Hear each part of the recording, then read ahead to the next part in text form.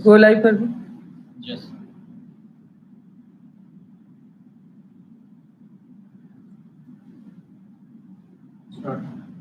Bismillahirrahmanirrahim.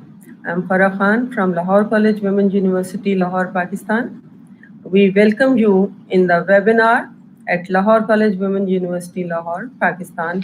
The title of the webinar is the Higher Education Research Post-Pandemic Policies and Strategies. I invite for the recitation of the Holy Quran, Mr. Mohsin, for the recitation of the Holy Quran. أعوذ بالله من الشيطان الرجيم بسم الله الرحمن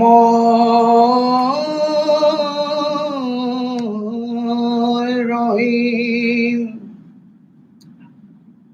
إنا أعطيناك الكوثر فصل لربك وانحر إنا أعطيناك الكوثر فصل لربك وانحر إن شانئك هو الأبتر صدق الله العظيم.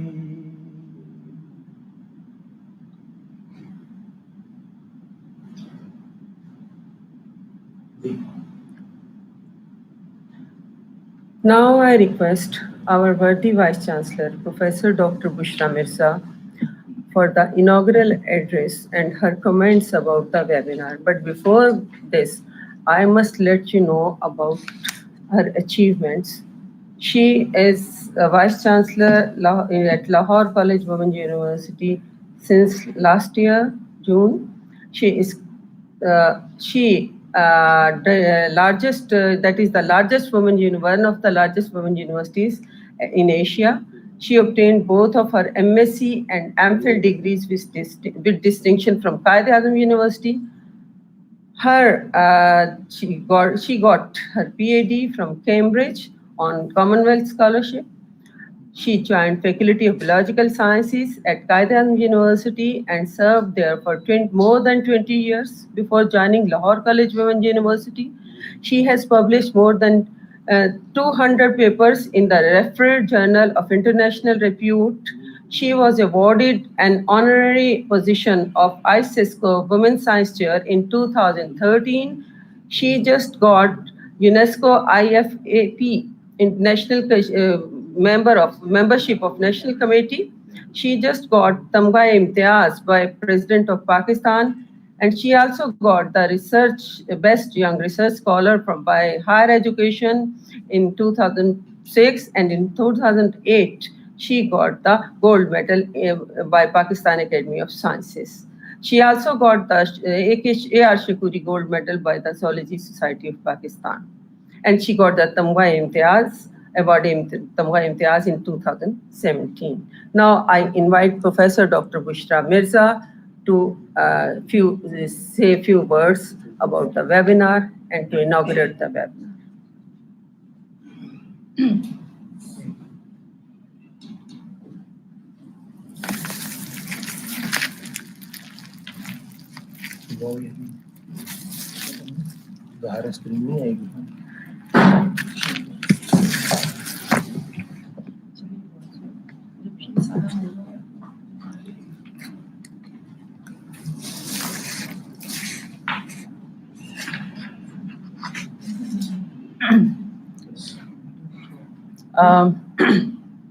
Assalamu alaikum. It's a honor and privilege for me to inaugurate our first ever webinar of Lahore College for Women University. I personally feel that COVID-19, on one hand, where it has produced challenges for the healthcare as well as for economic forum, at the same time, it has provided us a lot of opportunities to rethink what we should be doing and how we should be doing it to make our future bright and to achieve what we want to achieve in a sustainable way.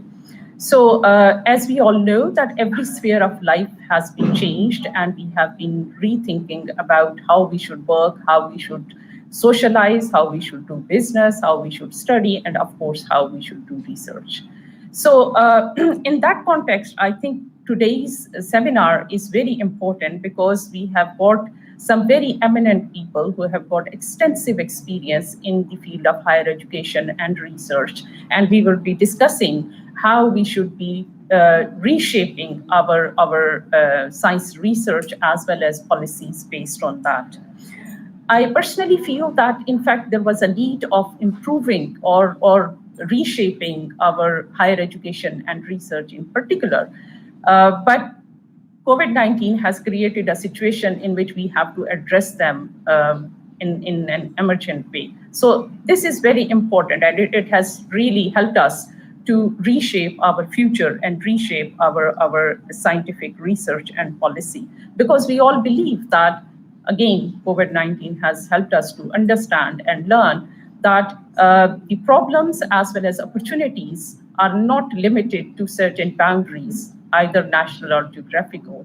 They are global. We have global opportunities, we have global challenges to face.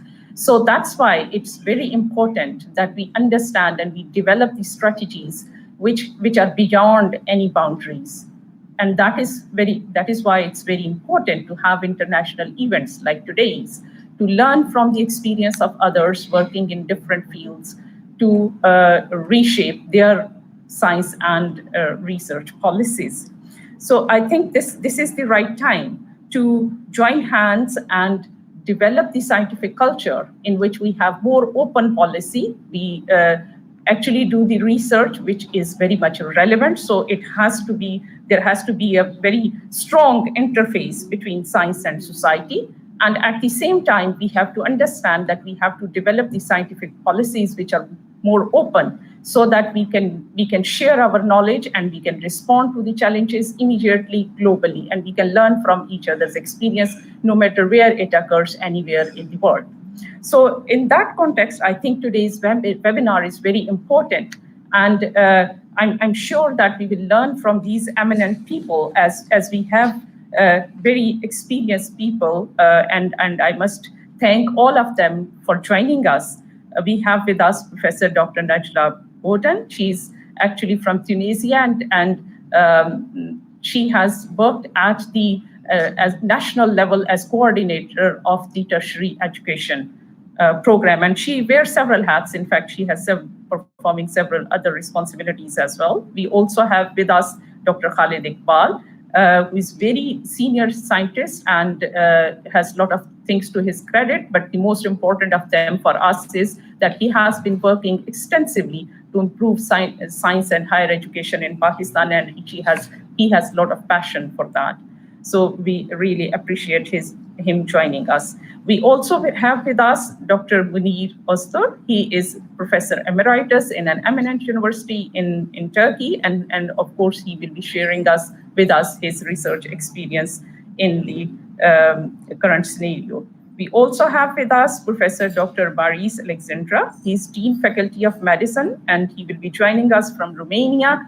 And he has done extensive research work, and I'm sure we will learn a lot from his experience.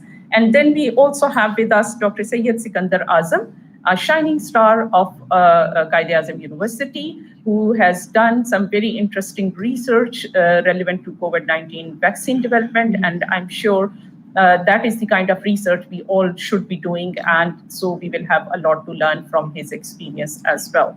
So I congratulate the whole team who has organized this seminar, and I congratulate whole our Lahore College for Women University for having first ever international webinar of which is very much relevant to the current situation and need of the society. I'm sure we will learn a lot how to improve our research and how policies need to be developed based on the evidence and scientific research.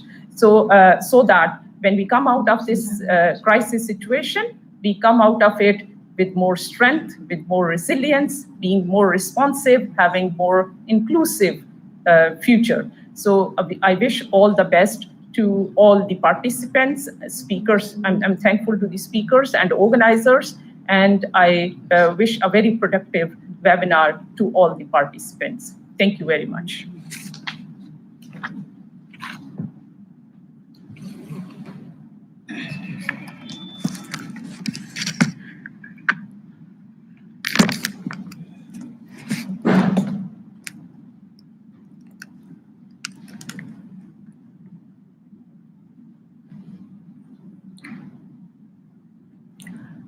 An introduction to Lahore College Women University, Lahore. A brief documentary exhibiting the prides and the, all the functions and the responsibilities of LCWU, Lahore College Women University, Lahore, Pakistan.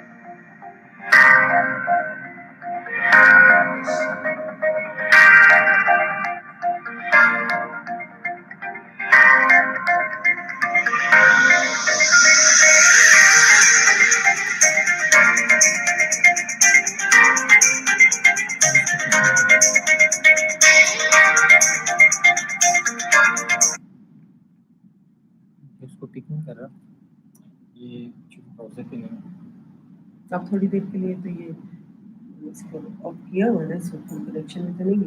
Connection में था बंद करें, बंद करते हैं। एक second so transmission करना नहीं तो इसको नहीं। अच्छा sticker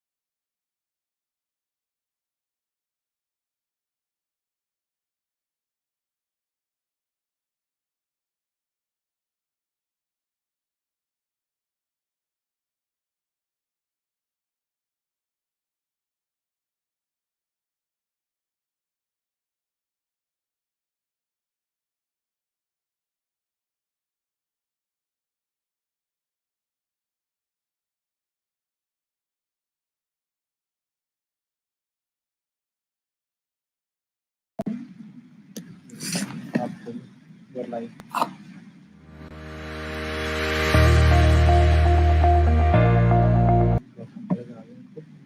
Now I invite Dr. Khalid Iqbal, Professor Dr. Khalid Iqbal. एक मिनट डॉक्टर साहब मैं करती हूँ, मैं इसका इंट्रोडक्शन तो ले लूँगी.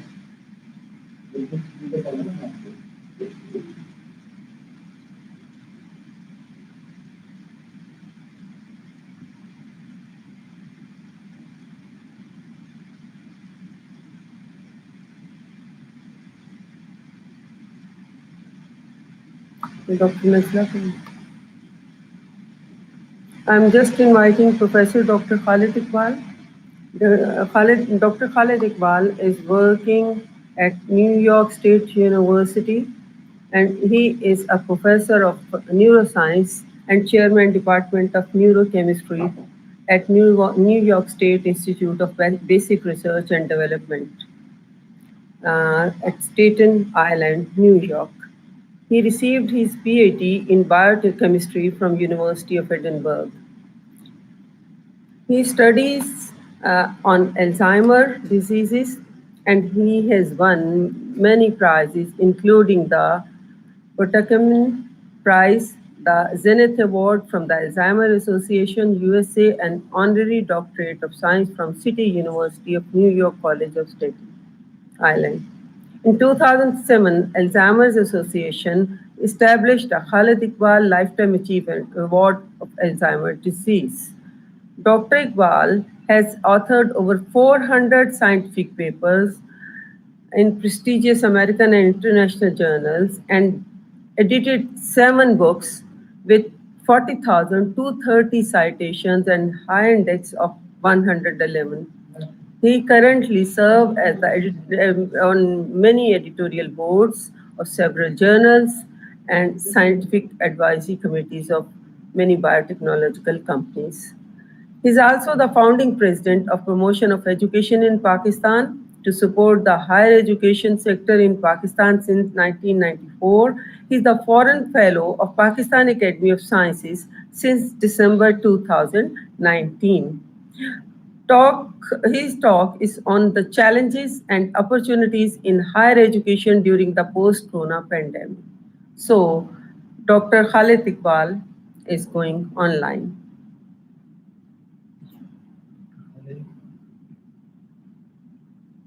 उनका कैमरा ऑन है, उनका कैमरा ऑन है, वो अंधेरे में बैठे हैं. मुझे तो बता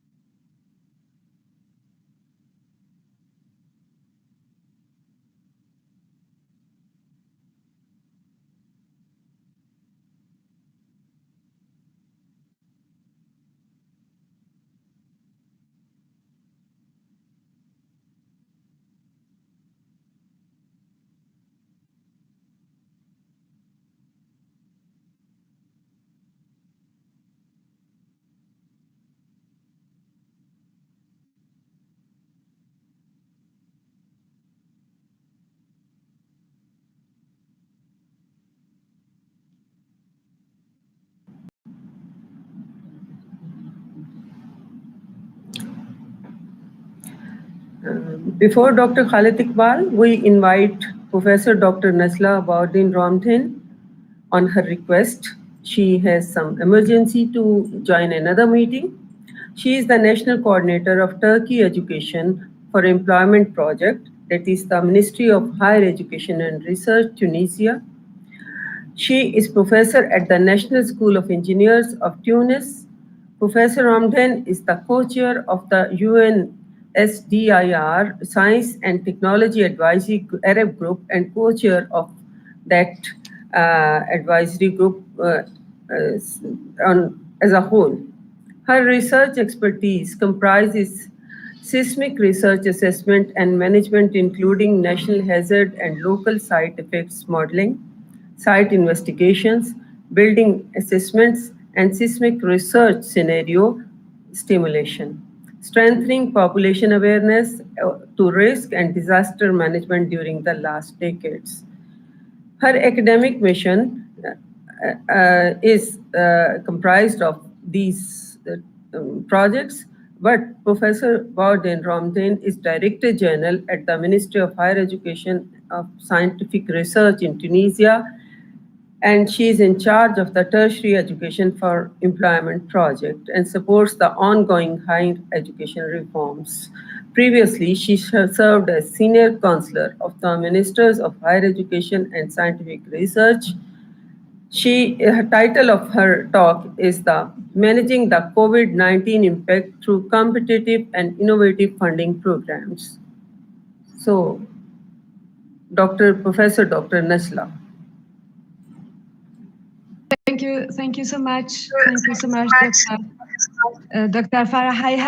I have prepared some slides, but unfortunately I can't connect rightly. But I will try to connect with my computer. Anyway, thank you for everything, for Dr. Bushra and Dr. Farah for the invitation, and I will try to connect to my computer. Just some minutes, please.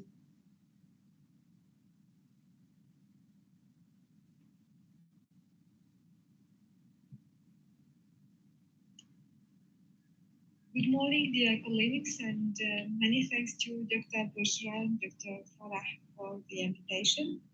I will talk about managing the pandemic through competitive funding programs in Tunisia. But first of all, I would like to invite you to have another view of the Tunisian higher education and research system. Tunisian University was created in 1960 after the independence, and it supported the process of the nationalization of education. And the young independent Tunisia opted for free higher education, and higher education is for free till now.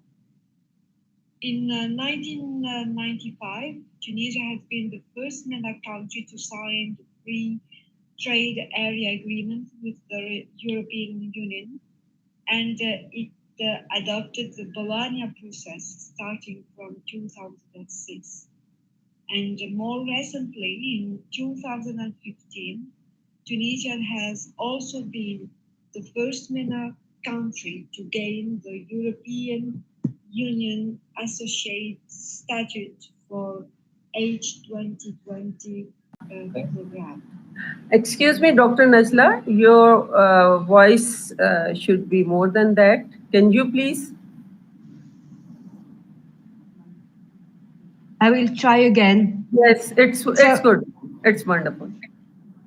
Okay, so I will try on live, as I told you. Okay, sorry, and now, do you hear me better? I'm hearing you, Dr. Public university and sorry? I'm hearing you, but your presentation's voice is not so clear. 178 higher education institutions.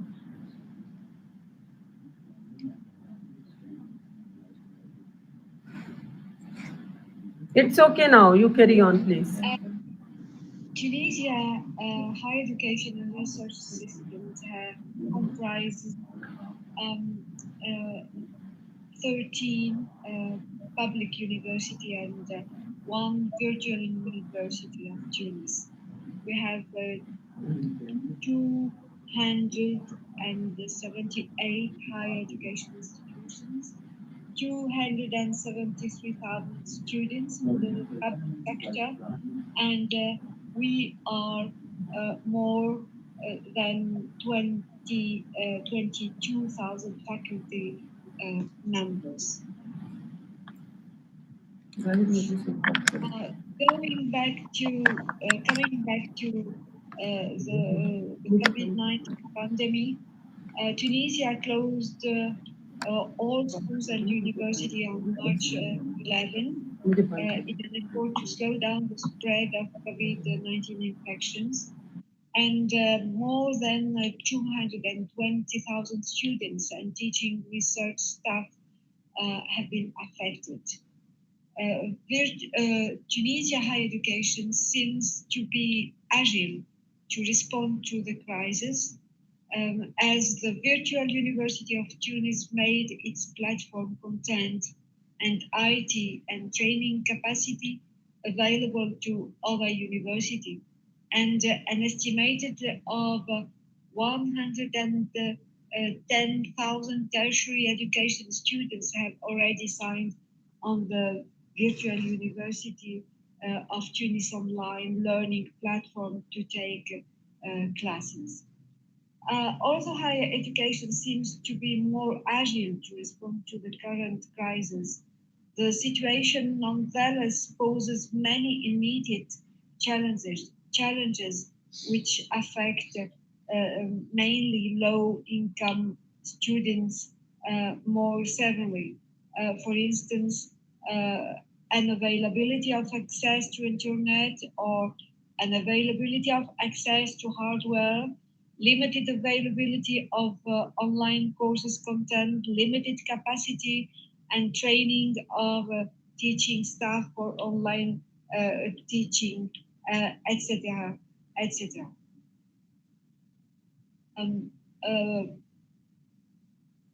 While it's too early to fully assess the impact of the pandemic-related closures on the economy, Tunisia may be heading into a recession similar to many countries.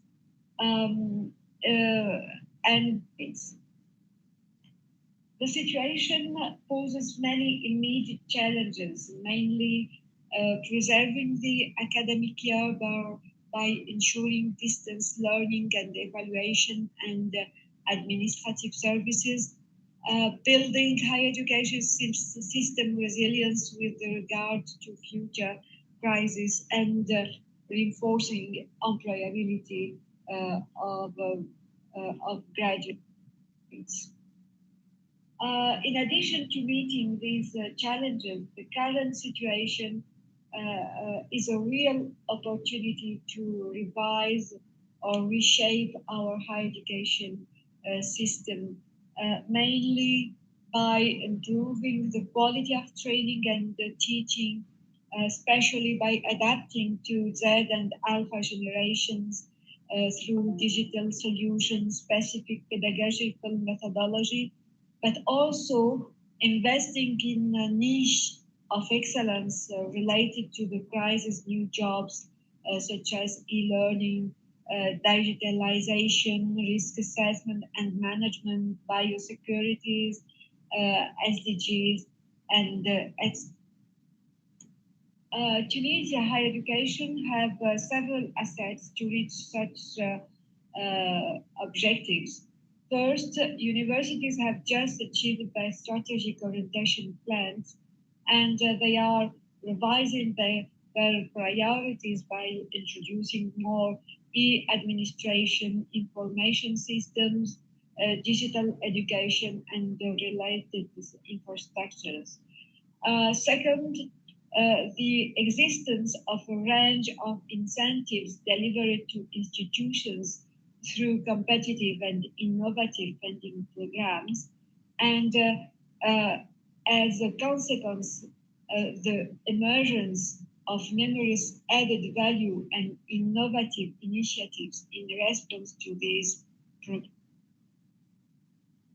One of them is the TIP project. TIP is the acronym of Tertiary Education for Employment Employability project, which supports the current reform. And TIP has two objectives which are interconnected. The first one is improving the employability of higher education graduates. And the second objective is strengthening the management of higher education.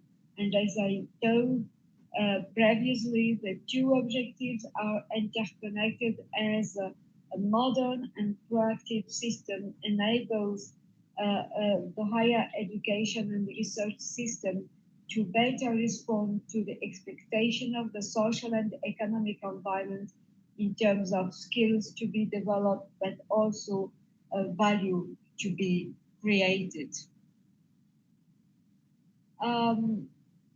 TIP has 4 specific goals.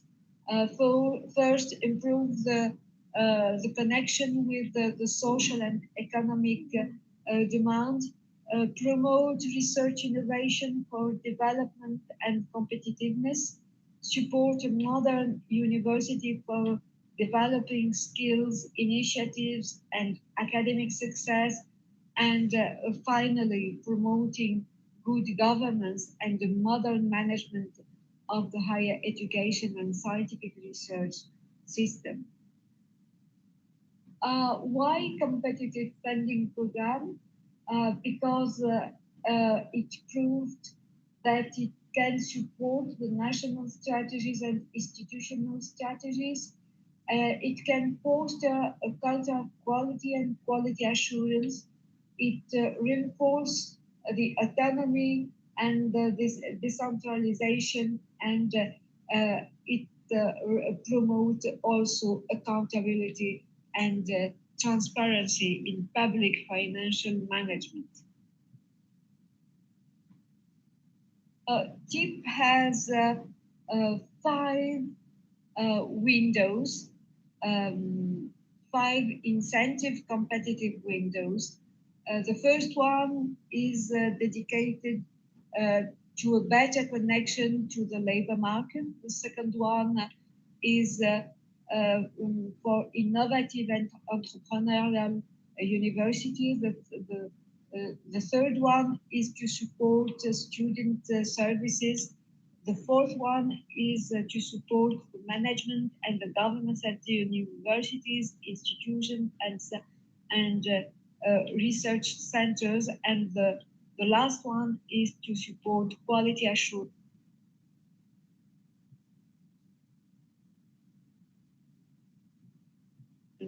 and accreditation. To meet the new challenges, we are now launching a new window dedicated to promote post-COVID-19 innovative initiatives, mainly through 2 components. The first one is supporting the national digital transformation strategies, and the second one is strengthening skills for a better employability. As for the first one, the expected outcomes are preparing for a new pandemic recurrence and the contribution to the building of a more resilient higher education system, but also improving the quality through accreditation, as accreditation requires a minimum number of digitalized courses, and this accreditation will boost the internal quality assurance systems within higher education institutions, as we know that accreditation process is the primary responsibility of the internal quality committees. And finally, international recognition, also through accreditation, will have a direct impact on internationalization and attractivity of foreign students in Tunisia. As for strengthening skills for employability, the expected outcomes is the acquisition of double, triple skills, mainly to cover the needs of new trades and professions in promising industrial sectors, sustainable development sector, disaster risk reduction, circular economy, but also upgrading and retraining in new areas of education, research, and innovation, and finally, self-employment and entrepreneurship. This is what I intend to talk with you. So please feel free to ask the question, and many thanks again for these excellent initiatives.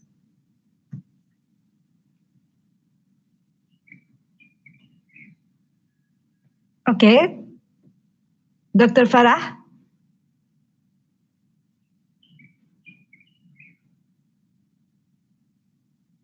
Dr. Farah? Are you listening? Dr. Farah? Do you hear me? Yes, I'm hearing you. Okay. Thank you so much. It was wonderful. Thank you very much for your speech. And we really came to know about a lot of things you are doing over here for the funding of the communities and funding of people. Thank you very much, Dr. Nasla from Tunisia. Okay, thank you so much. Bye-bye.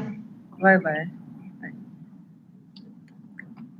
Now I invite Dr. Khalid Iqbal from New York Institute of Basic Research and Sciences from Staten Island, and he is online with us now, and he'll deliver his lecture on the post-pandemic conditions and the research opportunities.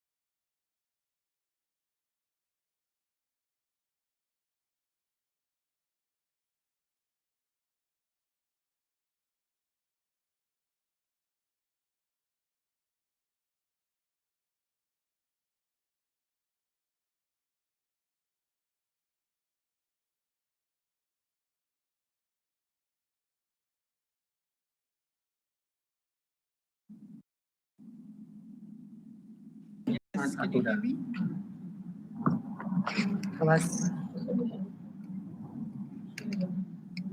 Can you hear me now, Farah? Yes, Dr. Khalid, welcome to our webinar. Are you listening me? Yes, I can see you, and I'm using the iPhone. But your voice is not coming properly. Okay. That is not very good. You see, I think it will be better. Okay, it's better now. I can do it on the. Oh, wait a moment. Yes, we are listening you. You just keep on talking, please.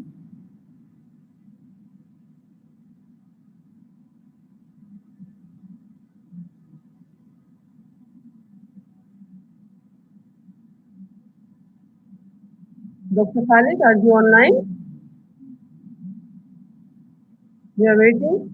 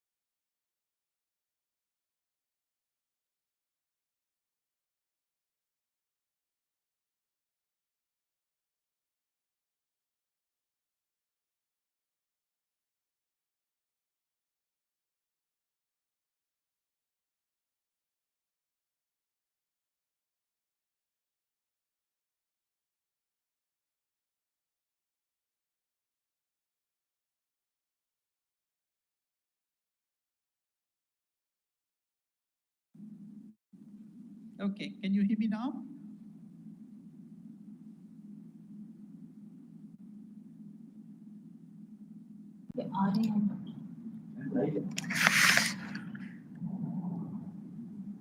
All right. Yes, Dr. Khalid, we are listening to you. You just go ahead, please. Okay. All right.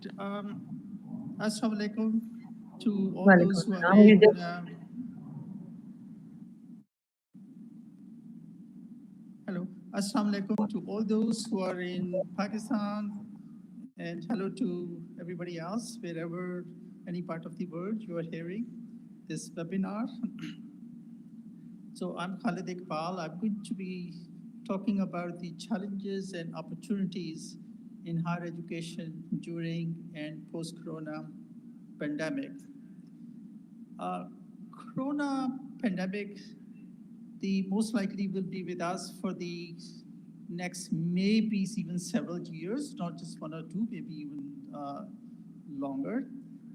This is a very unique situation which the world has never ever experienced before.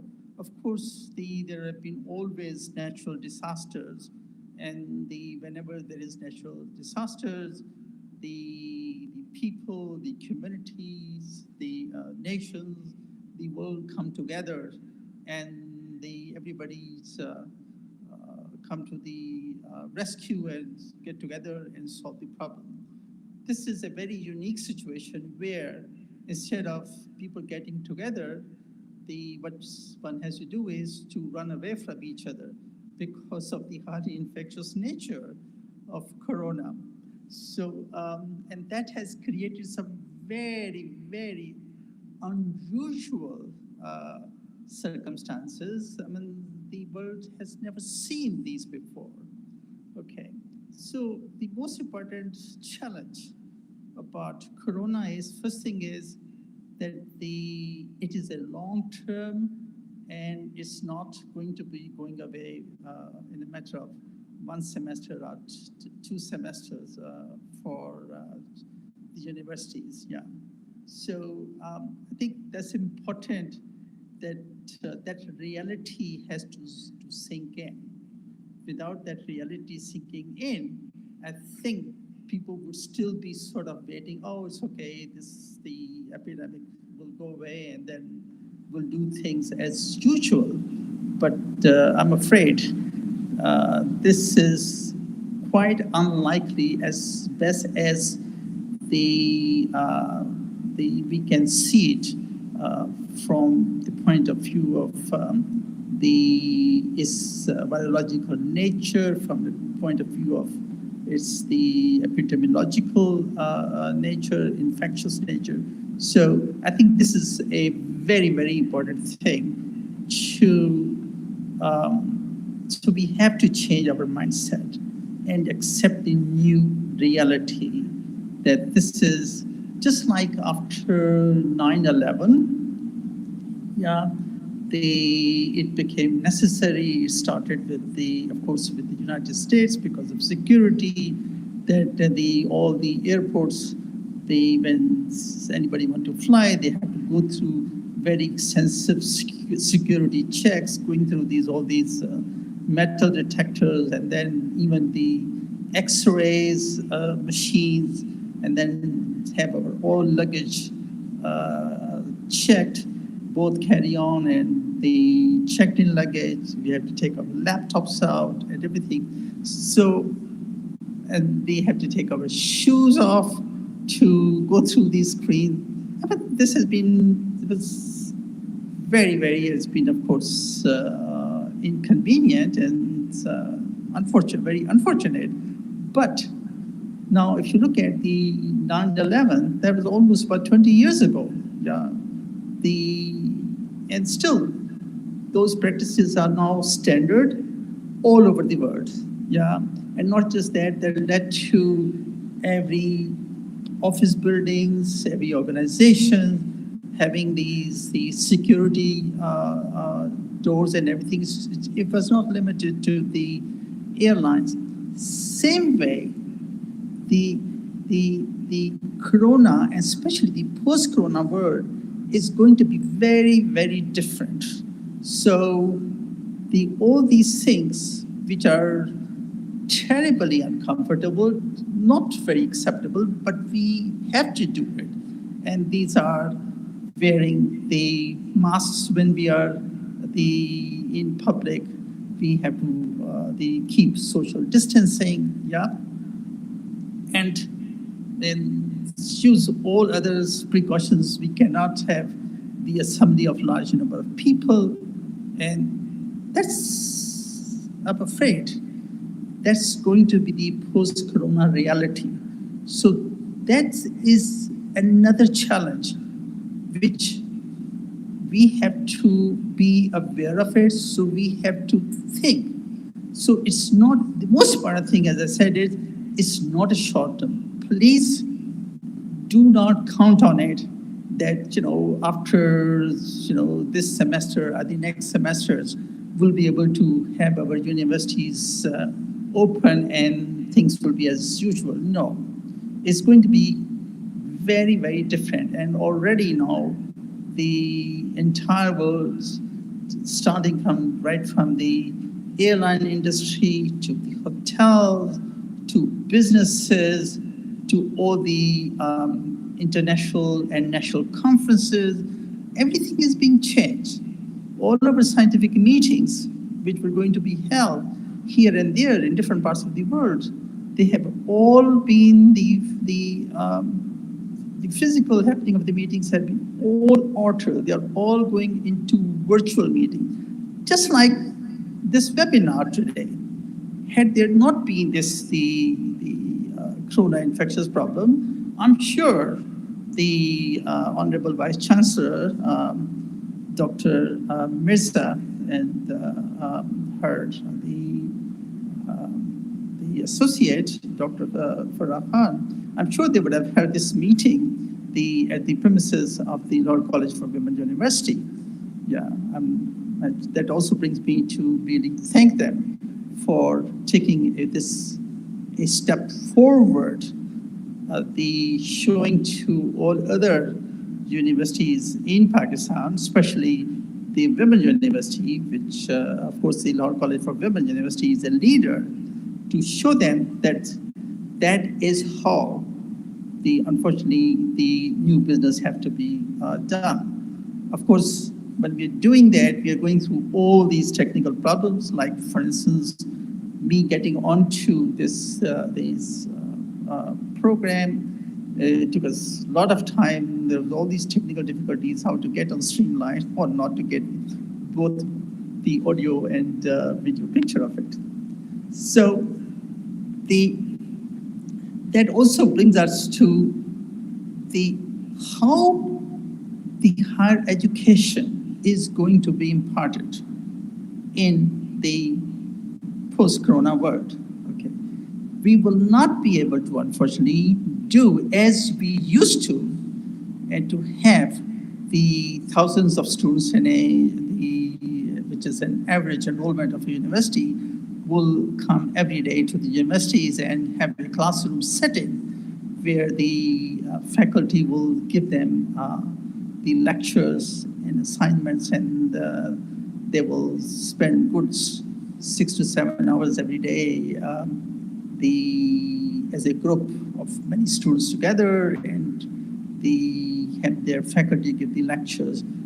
That is, we have to accept that's not going to happen, that's going to be in the past. So already in Pakistan, for instance, the Higher Education Commission and all the universities' vice chancellor, they are working together very actively to see what all can be taught online. Now, that brings me to another very important thing. Actually, independent of this corona pandemic, even before that, I think the world is going through very marked changes, okay? This is a new revolution which the world is going through it, and that has been due to the availability of the and use of internet. Yeah. So this is for the first time now, a person sitting anywhere, any corner of the world, any remote, any, for instance, in Pakistan, any city, any town, any village, any corner of the village, anywhere, who has a smartphone is at the same level as President Donald Trump sitting in the White House, because to get all the information, okay, all the news exactly the same moment, not a moment later. So this is also, that means this is also a new opportunity. This is the first time the people in developing countries have the opportunity, okay, they do not have to wait 10, 15, 20 years of lag period between developed country and the developing country to come to that level. No. Now we can do that at the same time as the people in developed countries. A student in developed country has the access to the same knowledge, same information at the same time, at the same cost, which is no cost, provided you have the internet connection and a device to use it, and you can get it at the same time. Okay. So I think this is a very, very important, and this is an enormous the opportunity. And what has happened is with Corona pandemic, okay, that has been now given a sort of a certain strong push. Okay, of course, the world was already developing towards that even in the developed countries, as you know, with the MIT, Harvard, Stanford, and many other universities, even in Europe too, okay? Now, they also recognize they have all the lectures and from their famous faculty available on the internet, and many of these, not only lectures, even courses, many courses are freely available to any student, anywhere, anybody, anywhere in the world, okay, through the internet. And so that's very important. Next also, it is also very important is that was fine actually, before the internet, before the readily accessibility of all the information, having the accessibility into internet and the information, this was the only way was you had people who were learned and you were scholars who were experienced, that's our faculty, that they were able to get all the information, put together, prepared their lecture, their notes, the information, and in a classroom setting, you'll have these students and they will teach them. That is now is not needed actually, because any information, anybody who needs, okay, it doesn't have to be even enrolled in a second year, third year, fourth year of the undergraduate degree program. It could be anybody, any child, anybody, a retired person, a villager, anybody can key in and get all the information, has access to all those online free learning. Okay. So this is very, very important. Now, as I said, of course, Corona pandemic was a very unfortunate thing. It's a very sad in terms of what it does in terms of it has disrupted the entire life all over the world, has resulted in the loss of precious life of many people. It has resulted in because of lockdown, the loss of livelihood of many people, who were dependent on especially daycare workers and small businesses. And many of these businesses, unfortunately, they will be lost for all time. They will not be able to get back to it. So that brings us into it. Well, we have to change that, the way the universities operate. The role of university has to change now. It cannot be the old way, just a classroom teaching, because that's not going to be possible, because it is impossible for the students to come in a full-geared personal protective equipment with masks and everything, and sitting 6 feet apart and keeping their distances, and trying to listen to the lecture, which they can easily do while sitting at home or anywhere. Okay. So the challenge there is, in order to do that, especially for a developing country like Pakistan, okay, that's what I'm saying is going to be possible only. It's possible, yes, for the peoples who are reasonably, for the middle class or even lower middle class, but it's not possible for the economically disadvantaged students and students who come from remote areas of the country. Because if they don't have the internet and they don't have the computers or smartphones sort of thing through which they can access information, so they will not be able to do that, okay?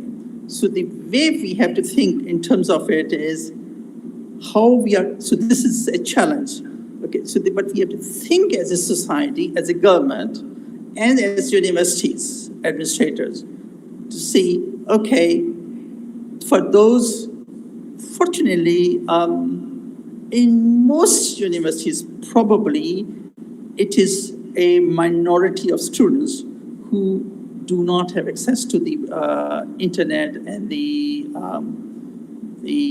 devices, the digital devices like laptop or smartphone to get the information. So what we have to think is focus is how we can provide that, okay, use the resources and that also comes to I'll come later to the subject of research, what type of research we have to do.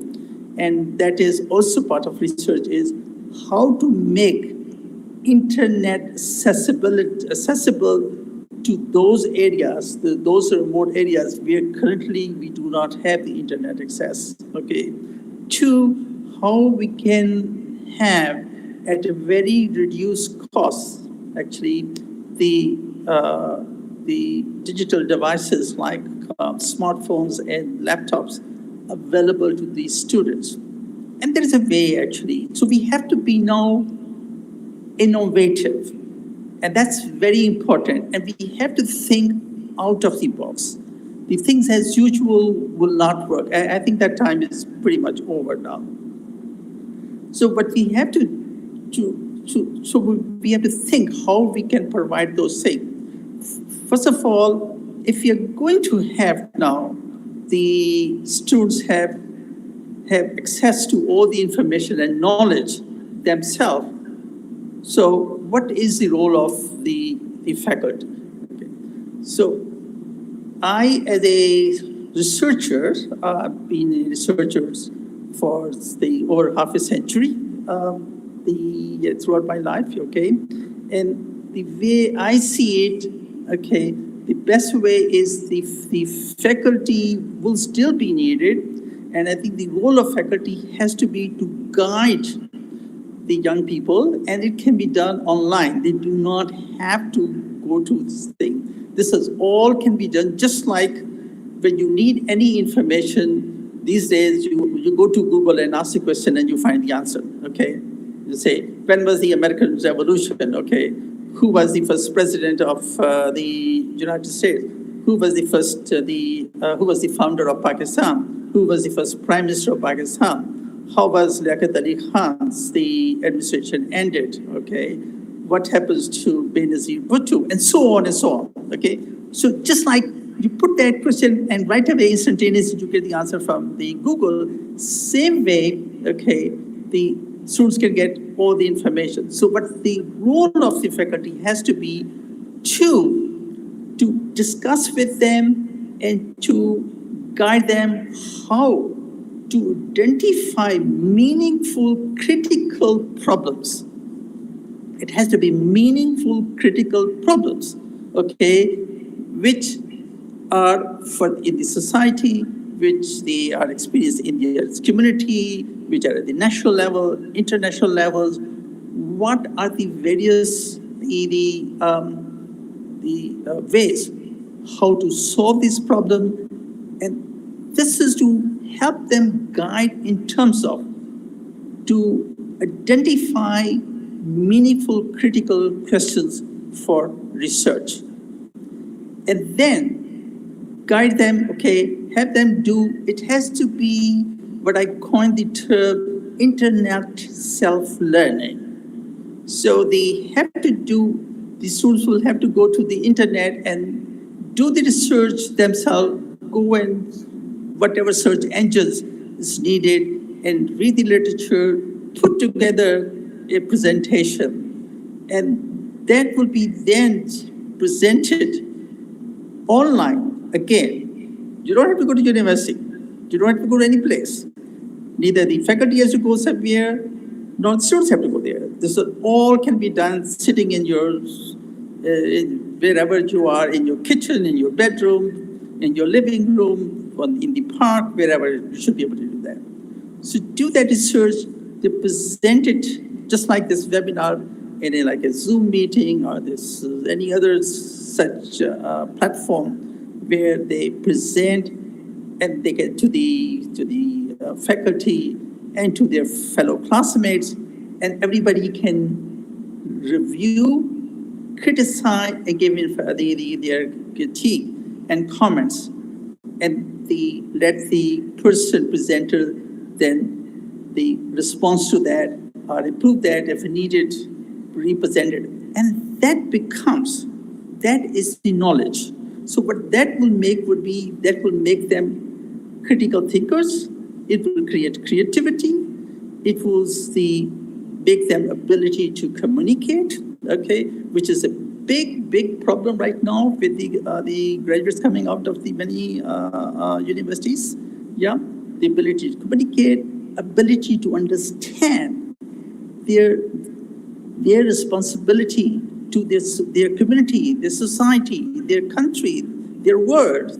Yeah, so it will create the understanding of the world. It will create the empathy for others, okay, to see that life is not only about yourself, life is what you can do for your other fellow men, okay. So all these things will come from it, because then everybody has to be motivated, and they will be very proud of their product. Every student who has done a research presentation on any topic assigned in the area of their specialty by the faculty, or they have chosen as their own in collaboration with the faculty, that will give them a lot of pride, and that will also produce leadership abilities.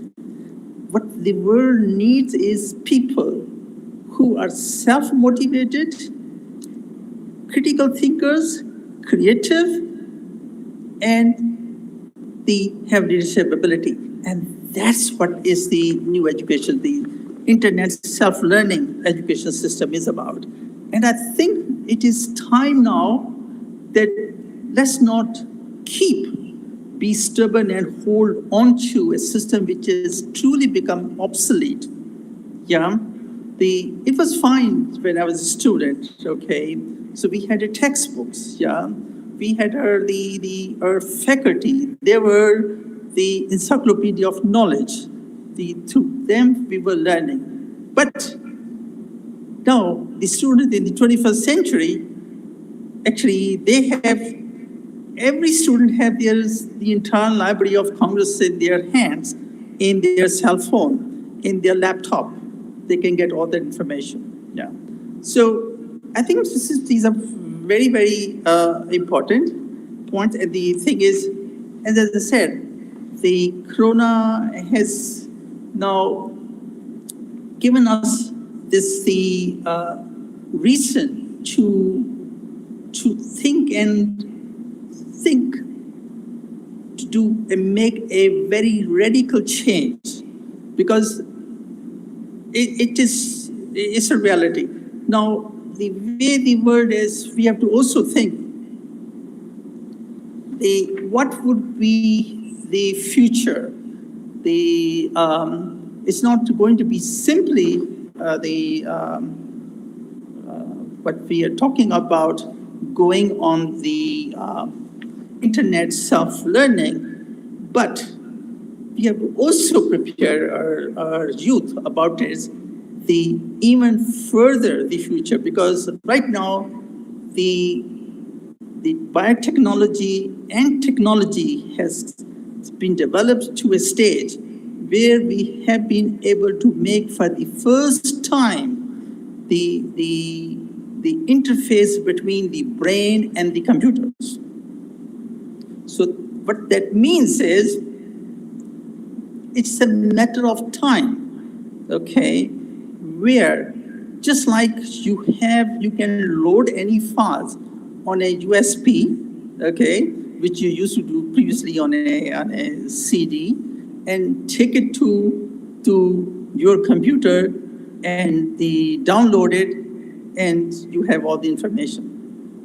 Same way, the time is coming actually that all that knowledge, which right now they go and take the digital device, computer or a smartphone, and we key in and look from a search engine. Even that will become obsolete. You wouldn't need to do that because you will have the USB type of thing, which you would download on your brain, okay? And you will have the entire knowledge which you are awed with it, which you can get from the Google's search engine or another search engine. That's already you have it. So be prepared. So what does it mean? You wouldn't need to go to any university. You don't need to go to any school, because everything is in your human brain memory. So you will become, our brain will become the Library of Congress. Our brain will become the Google search engine. Okay. So I think these are very important futuristic things, and we have to think about that. The other thing is that makes it very, very important issue. Now, with this corona, another thing is because of all the changes, because of this social distancing and the avoiding the infections, all the thing, it's going to change a lot of things, because most of the things will become more and more will be done in a virtual world. Okay, that means will be done through all the communication will be done digitally. All the conferences like this particular webinar will be all happened in a virtual world. So that means there's going to be millions and millions of loss of jobs. Now, we have to ask ourselves, as the administrators of universities and the Higher Education Commission, what are we doing? Are we going to be producing these graduates with the classroom setting of the knowledge from one human brain, which is, of course, is not anywhere near the information which you can get from a search engine like Google's, or that are we going to produce those graduates, and what are they going to be doing? They're not going to be fit for this world. So how can we justify that to these youth, to their parents, to us, to the society, okay, to produce graduates who will not be able to make their living. We already will have such high unemployment. At the top of it, we are producing more unemployable graduates. So that brings me to another subject. That means we have to know our educational training has to be very different. So it has to be, we have to produce graduates, okay, who are not simply going to come out to get a degree and say, okay, now I got a, BS in biology, or master's in chemistry, or master in English literature, that they are doctorate in the nuclear engineering sort of thing, that I will be able to get a job. No, that may not happen for very many people, unfortunately. So that means we have to train them to be self-sufficient, be creative, to be innovative. That means they have to be to be entrepreneurs. They have to think of their own project, what is needed in their community, what is needed in their town, what is needed in their province, what is in their country, what is needed globally, okay? What are the needs, what are the problems that will be solved, okay? And how they solve that problem. Again, it's not going to be like we have a 4 years undergraduate degree to do 120 hours of credit hours, okay, over a 4 years period. This has to be done so many in language, so many this sort of thing. And it's not going to be sufficient, okay? That means to solve a problem, say, a student has to have the knowledge about that. That means, again, a student has to do research, has to learn, okay, attend those, whatever the courses, material, or the knowledge, wherever it is, so the internet, they have to acquire that knowledge, and because they have to be self-motivated learners. So only self-motivated learners will be able to, as the problems come, they will do research and find solution to it and to be able to solve it. So this would mean now what currently the universities in Pakistan are the Higher Education Commission, which sort of the advisory body and the governing body of the universities, what they have to do is, as I said, they have to change the way they have to think in terms of the internet self-learning.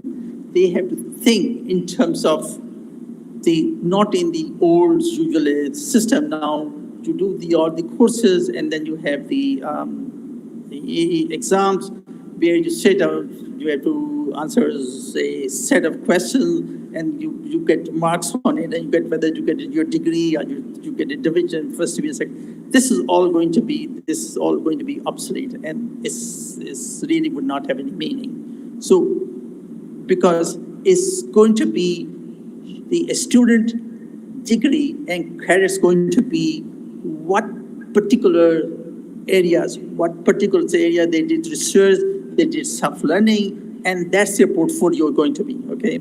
And on that basis, but they're going to be, yes, this young person has done all that research on solar panel, have learned what is solar energy in different parts of the world, what is in in the particular area in Pakistan sort of thing, how we can make a solar film, can we develop nano films, can we make like a membranes instead of making the currently panels are these not so attractive panel which you put on the rooftops or in a high somewhere in sunshine, but could be just putting on these window panes of the house. It's thin like a membrane type of thing, okay? And that will be the source of energy.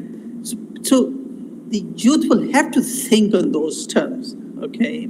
Do we really need all that to use of fossil fuel, yeah, to drive cars where at the end of the day we can hardly breathe because of all the pollution of automobile exhaust or something? So we have to think of clean energy. What are the ways to do it? How to clean the climate? What are the challenges of the climate change in this world? So I think these are the type of things we have to think, and that can be done only if we train students with a self-motivating self-learning and research. And actually right now, this is not a problem, a challenge for Pakistan. Because of the corona, but it was already coming. But corona has done is given a sort of a shock therapy to the world. Okay, wake up, people. It's a different world now, a new reality. Okay. So leave the love affair with the old system, which is obsolete, and I think that's the important thing that has to be understood and taken up.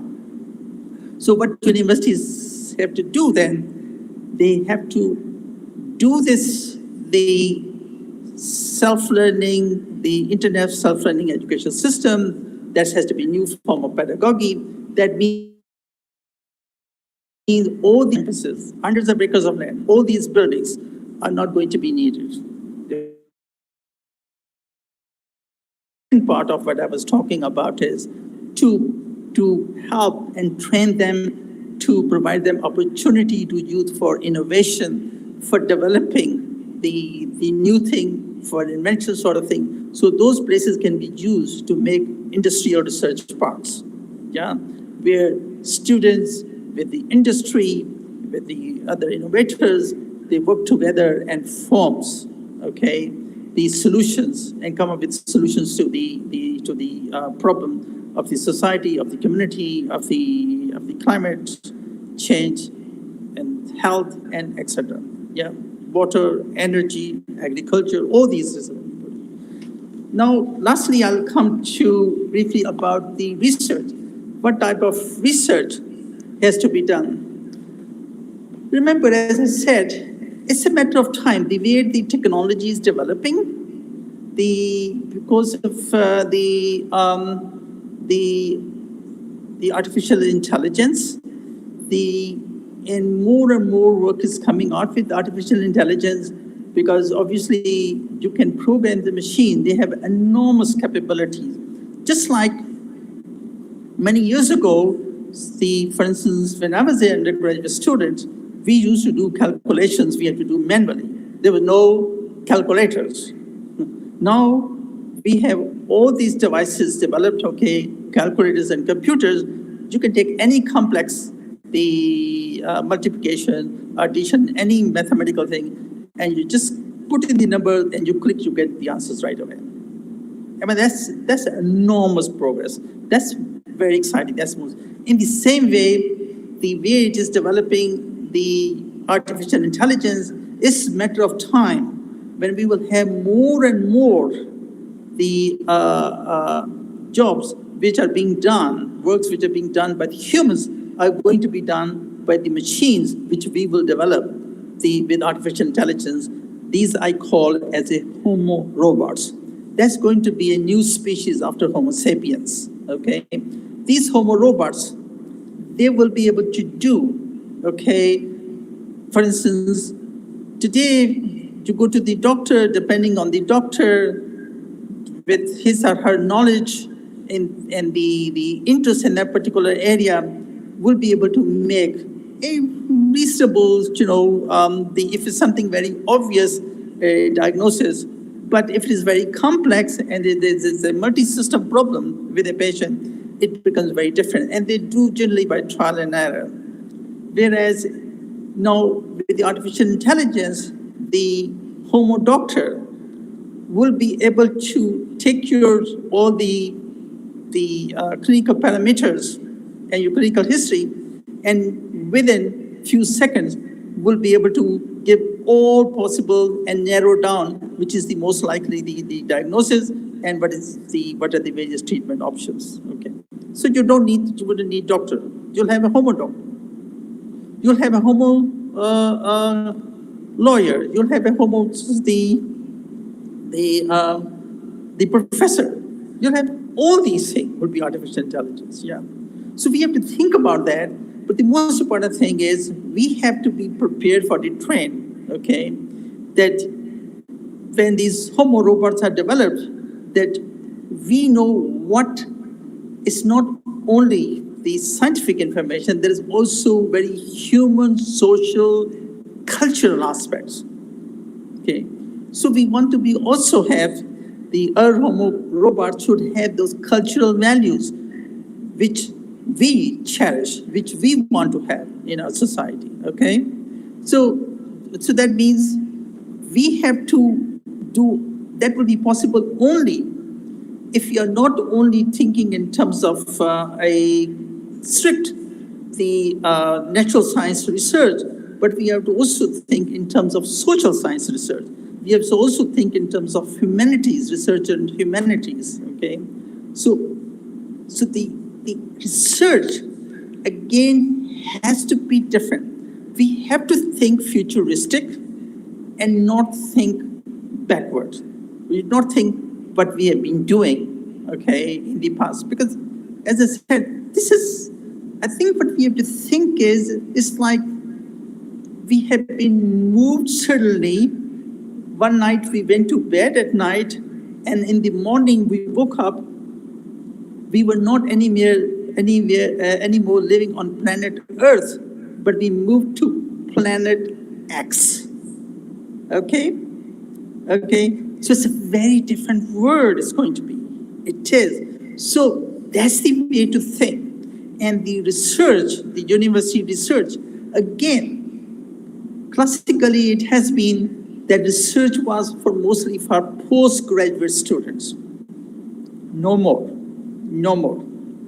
Right now, for instance, I'm sure not only in US, probably in Japan and in Europe, in other developed countries, and also probably better institutions anywhere else in the world, they are now teaching ability to do internet self-learning and research right from elementary school onwards. The children right now in US, for their homework, they have to do the research on the internet, find the answers, and come up with the solutions. That's where research starts. So you cannot start research only with a postgraduate student. So we have to make all education has to be research-based, and that's how we will be able to get quality research done at the universities. Concerning the more specific area of research concerning the corona, for instance, I think right now the biggest challenge is, so we have to come up with the antiviral drugs, just like antibiotics change the world, the antibiotics were antibacterial drugs, okay? Now it is time, the world has to develop antiviral drugs. So we have to understand how, for instance, coronavirus, how does it replicates?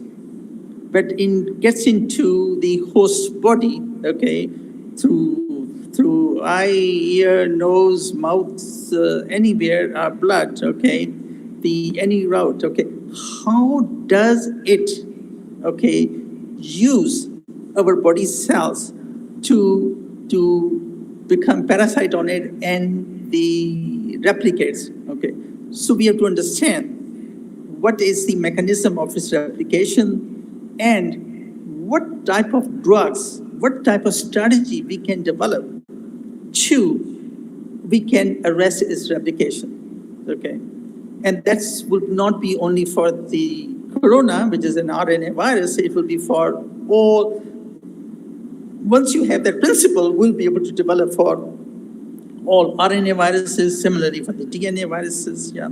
So this is where the challenge and as well as opportunity lies with research.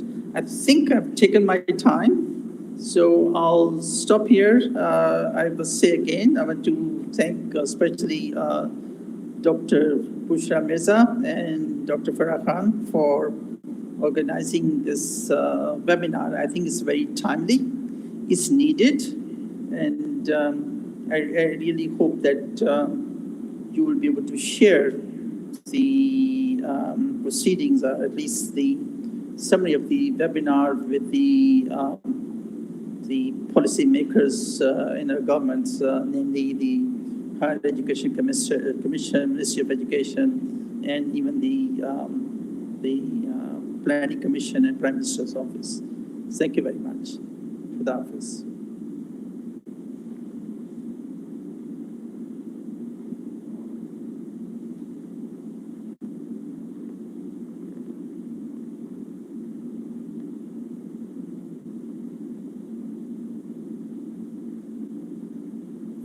Farah, can you hear me?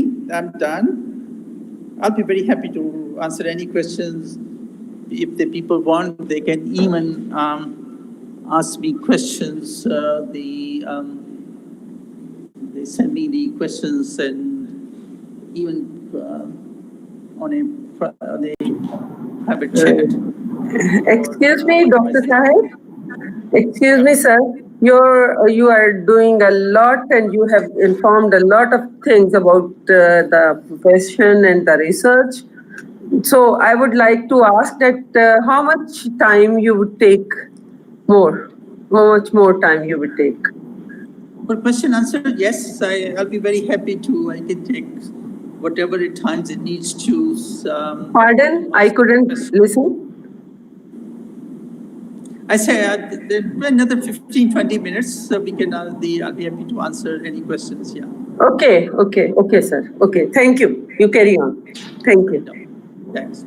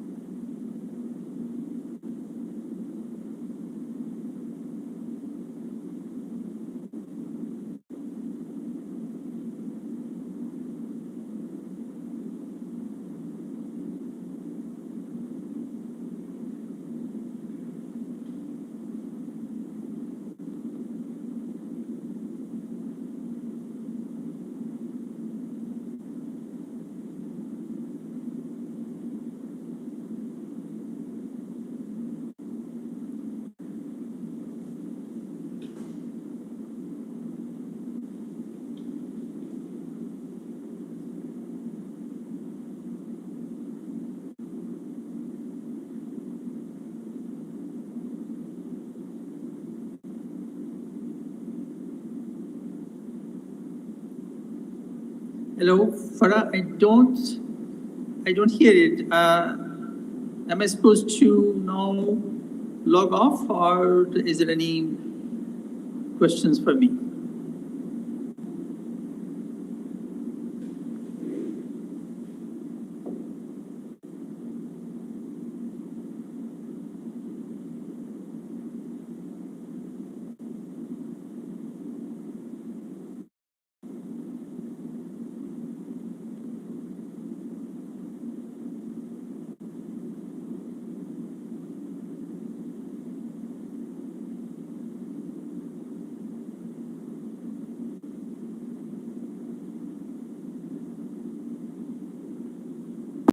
अच्छा क्या करें वो आप उनको on करें ना अच्छा पूछना क्या करें Yes, sir.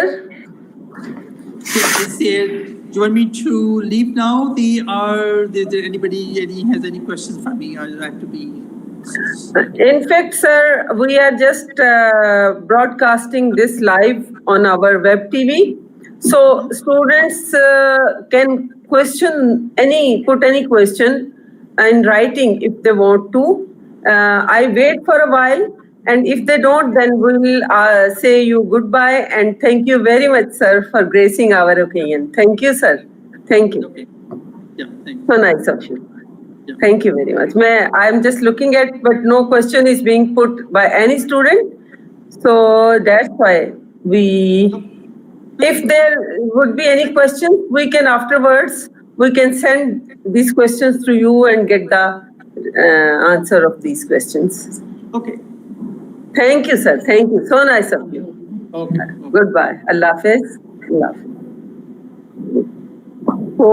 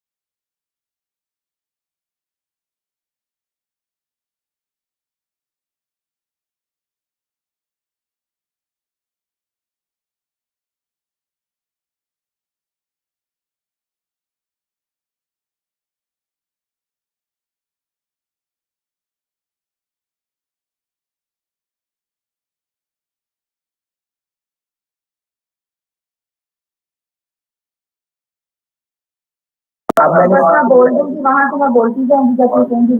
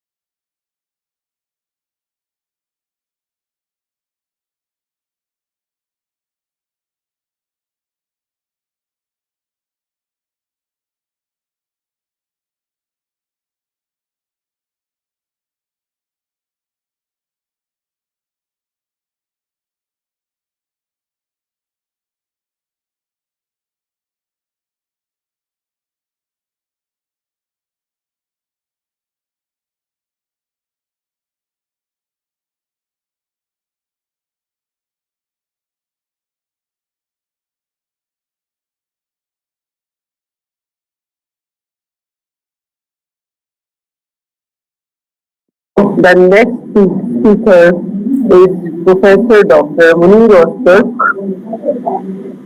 He is the Professor Emeritus of Ecology and Environmental Sciences at Botany Department and Center for Environmental Studies at University, Turkey. He is also the Vice President of Islamic World Academy of Sciences. He has the honor to be the Consultant Fellow at Faculty of Forestry, University of Bushra, Malaysia, at Malaysia. He is also the Distinguished Visiting Scientist at ICCD at Karachi University, Pakistan. So, we are presenting the views of Dr. Munir Ozturk, and by sharing the slides he sent to us, and on his behalf, our one member is narrating these slides as well.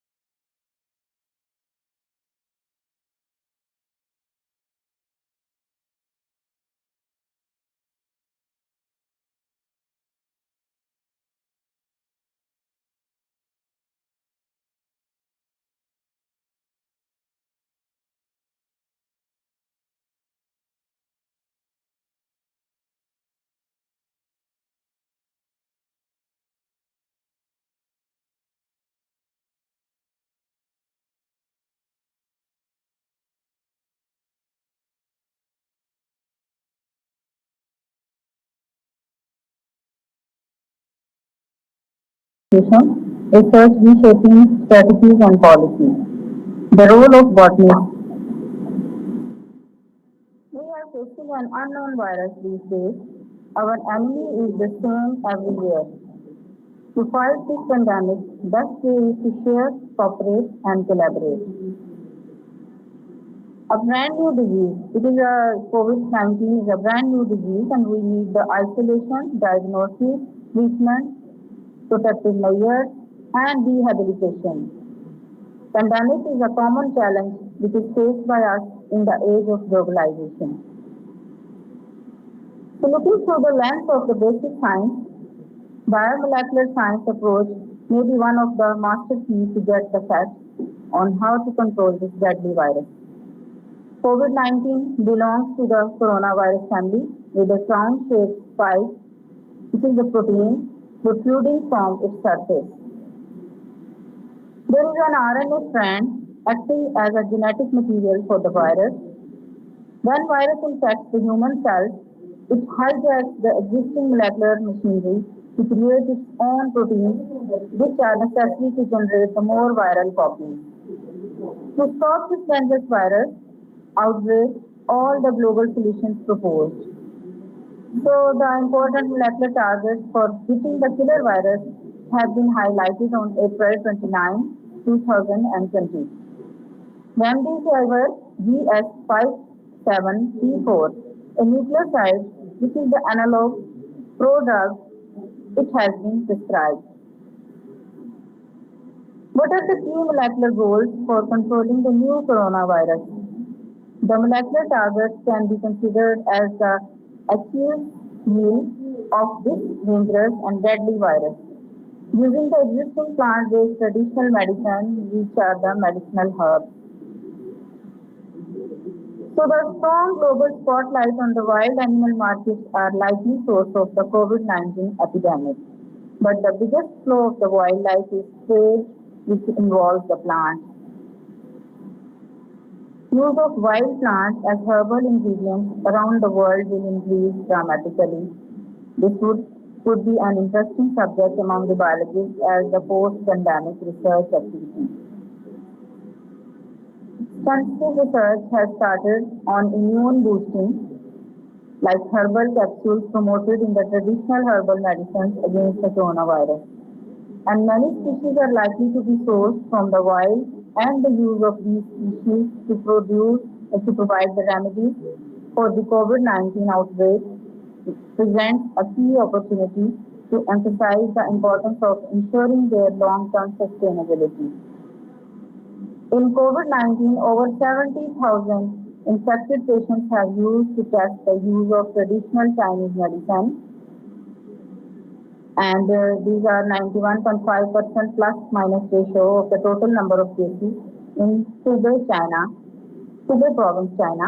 Efficacy of the treatment rate reported above 90%.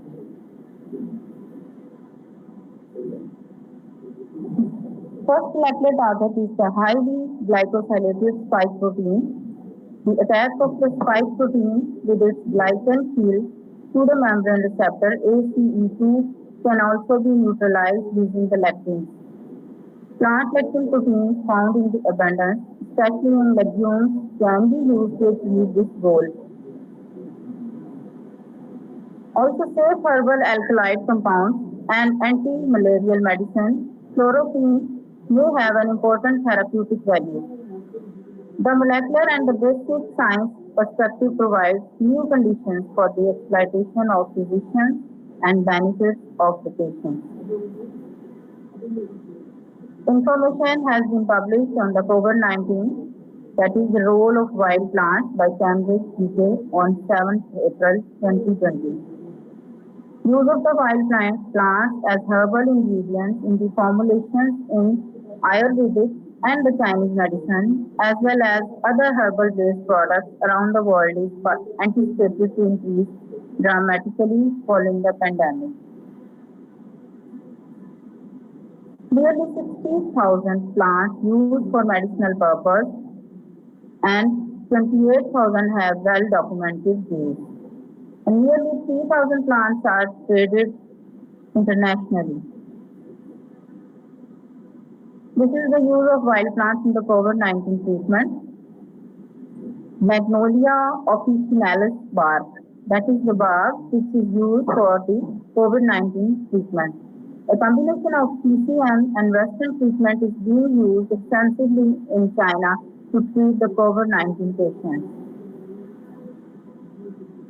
Efficacy of the application of herbal treatments to COVID-19 is a subject of research now, and a study has seen 125 Chinese herbal medicines with the potential directly to inhibit the COVID-19. More than 125 species of the plants are ingredients in these treatment formulations, which generally include Glycyrrhiza species, Panax species, Cibotium, Baromedes. Species used in more than 5 formulations are these following. You can see that Glycyrrhiza species, Magnolia officinalis, and the Artemisia and the Forsythia suspensa. These are the species.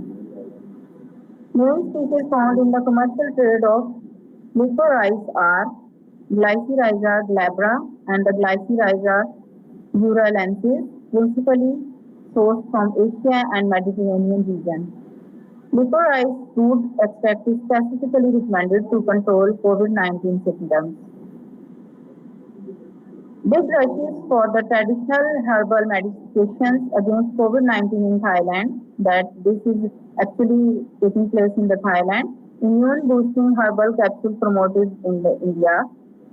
traditional herbal medicine promoted by government to take up consumption against the coronavirus in Bolivia and the increases in the traditional remedies used in Tunisia. India's Ministry of Ayush has issued a statement on Ayurvedic immunity boosting measures for self-caring during the COVID-19 crisis. They recommend to take Chayavanprash formula, a range of wild plant. This is a range of wild plant ingredients which can be used daily. Beyond China, the Overall Belt and Road Initiative (BRI) has a TCM strategy which focuses on the rapid expansion of TCM centers for the treatment of patients around the world. COVID-19, the role of wild plant in the health treatment and why sustainability of their trade matters. Cambridge, UK, 7th April. The report was by the Cambridge, UK, 7th April 2020 and on the World Health Day. Use of herbal-based medicines like dried Sikander berries has been researched much. Another research is the herbs could be beneficial in shortening the number of days spent in hospital without any adverse effects as reported from the China. These are the different reports from the different countries. Frequently used plants in SARS treatments are as follows. These are the 4 or 8 plants which can be used for the SARS treatment. Now we are faced with an unknown virus, which is an unprecedented global war in which the mankind is facing the same enemy, the novel coronavirus. To ensure that this war can be won, we have to share and collaborate. This will be the best remedy. So the corona is here to stay. It will become part of our life and life will move. No possibility to remain stagnant. Let us be brave and positive. Make up minds, take precautions, but start our normal life by and by during the post-pandemic period. Today, all countries need to empathize through the integration of science, technology, information, and experience to save people of the world from the damages of the deadly viruses. The real remedy for this pandemic is not isolation but cooperation. The war has just begun. Sharing the resources, experiences, and lessons, regardless of who WHO you are, is our only chance to win. So I will quote Sadi Shiraz saying that human beings are members of a whole in creation of one essence and soul. If one member is afflicted with pain, other members uneasy will remain. If you have no sympathy for human pain, the name of human you cannot retain. Thank you very much.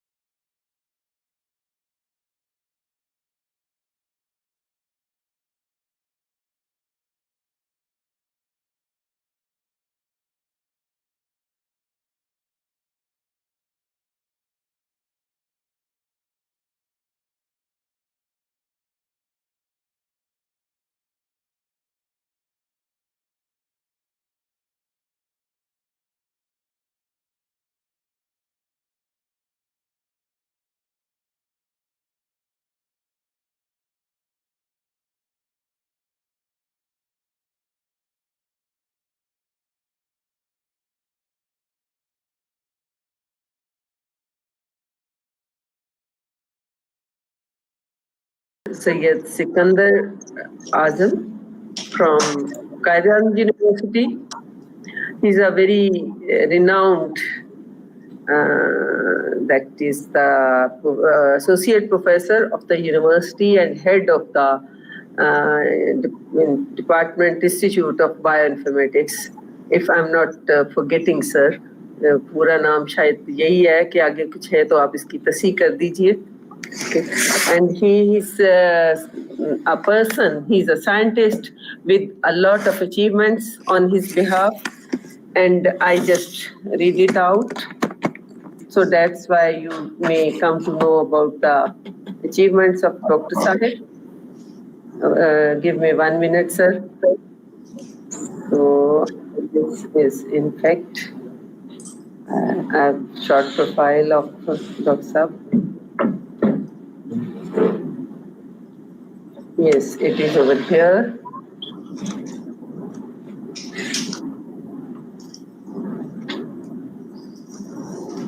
Yes, he has the experience in computational chemistry and molecular dynamics, stimulation of protein complexes to understand their structural and dynamical aspects and role in biological system. Dr. Sikander has accomplished his PhD from University of Innsbruck, Austria in 2009 and postdoc experience from US and Europe. He has produced 6 PhDs and 50 MPhil students along with 85 publications in impact factor journals with more than 200 citations. Furthermore, he is a member of Pakistan Academy of Sciences and has established the computational lab at the National Center of Bioinformatics at Quaid-i University. Dr. Sikander has achieved 5 national and 5 international awards, including Research Productivity Award by PCST, Productive Faculty Award by Quaid-i University, and Sampot Fund Award and Match Follow-up Award. Sorry for the this disturbance. He's in editorial boards of many journals, research journals. He also holds international grants from Pakistan US Funding and International Foundation of Science. So, Dr. Sikander, you are requested to deliver your speech and we'll exhibit the presentations, that PPT. Thank you, sir. Thank you so much, Dr. Farah, for a nice introduction. As you already informed that I am Dr. Syed Sikander Azam, and I'm thankful for the opportunity you have given to me to speak. So going by slide, I would start my lecture, which is, can you show it on the screen, please?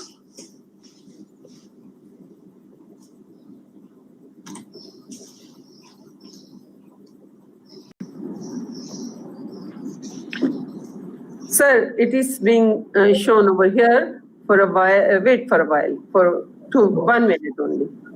Okay. Yes.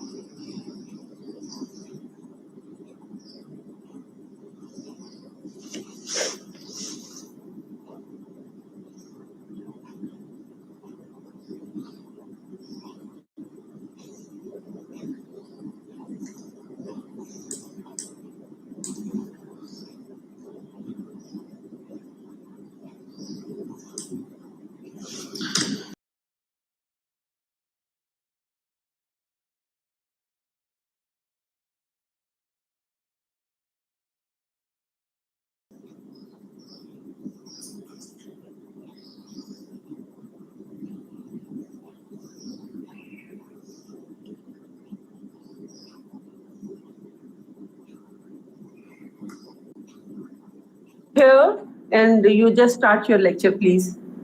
Okay. Today I'm going to speak about the vaccine and drug designing and the research and strategies behind this. And before that, I would acknowledge for all my work, which has been conducted since long, the International Foundation for Science and PAC US and HEC.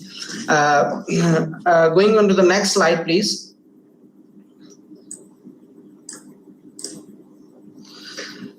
Here I will tell you about computational biology. Computational biology is actually the field where we use to study the biology.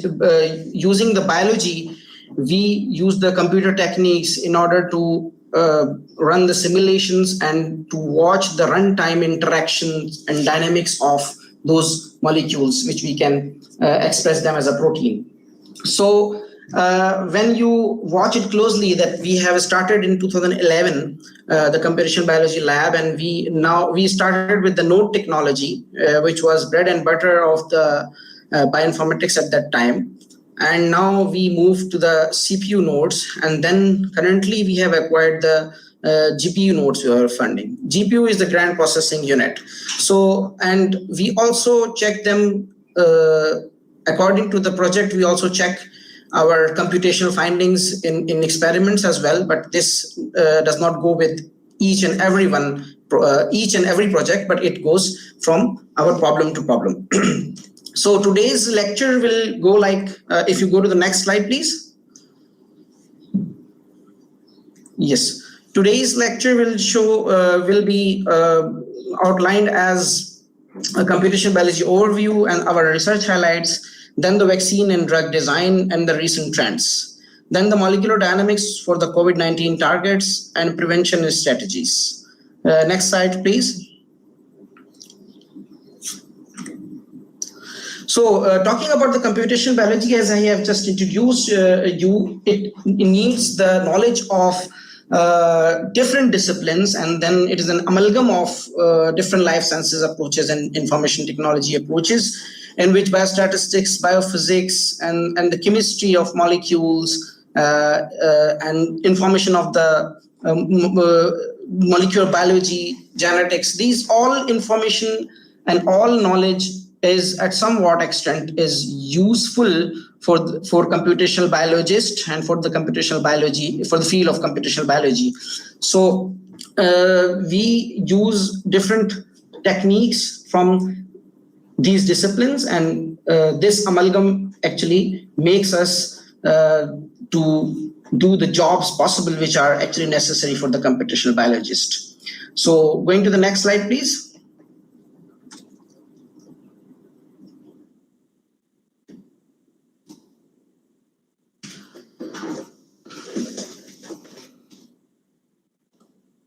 Well, as the development and application of the data and its analytics and its modeling and the computer simulation of different molecules like proteins and drug targets and the biology and behavior of and their input in the social system, these all things are actually encompassed in computational biology, which is, of course, the discipline inside the bioinformatics. So going to the next slide, please.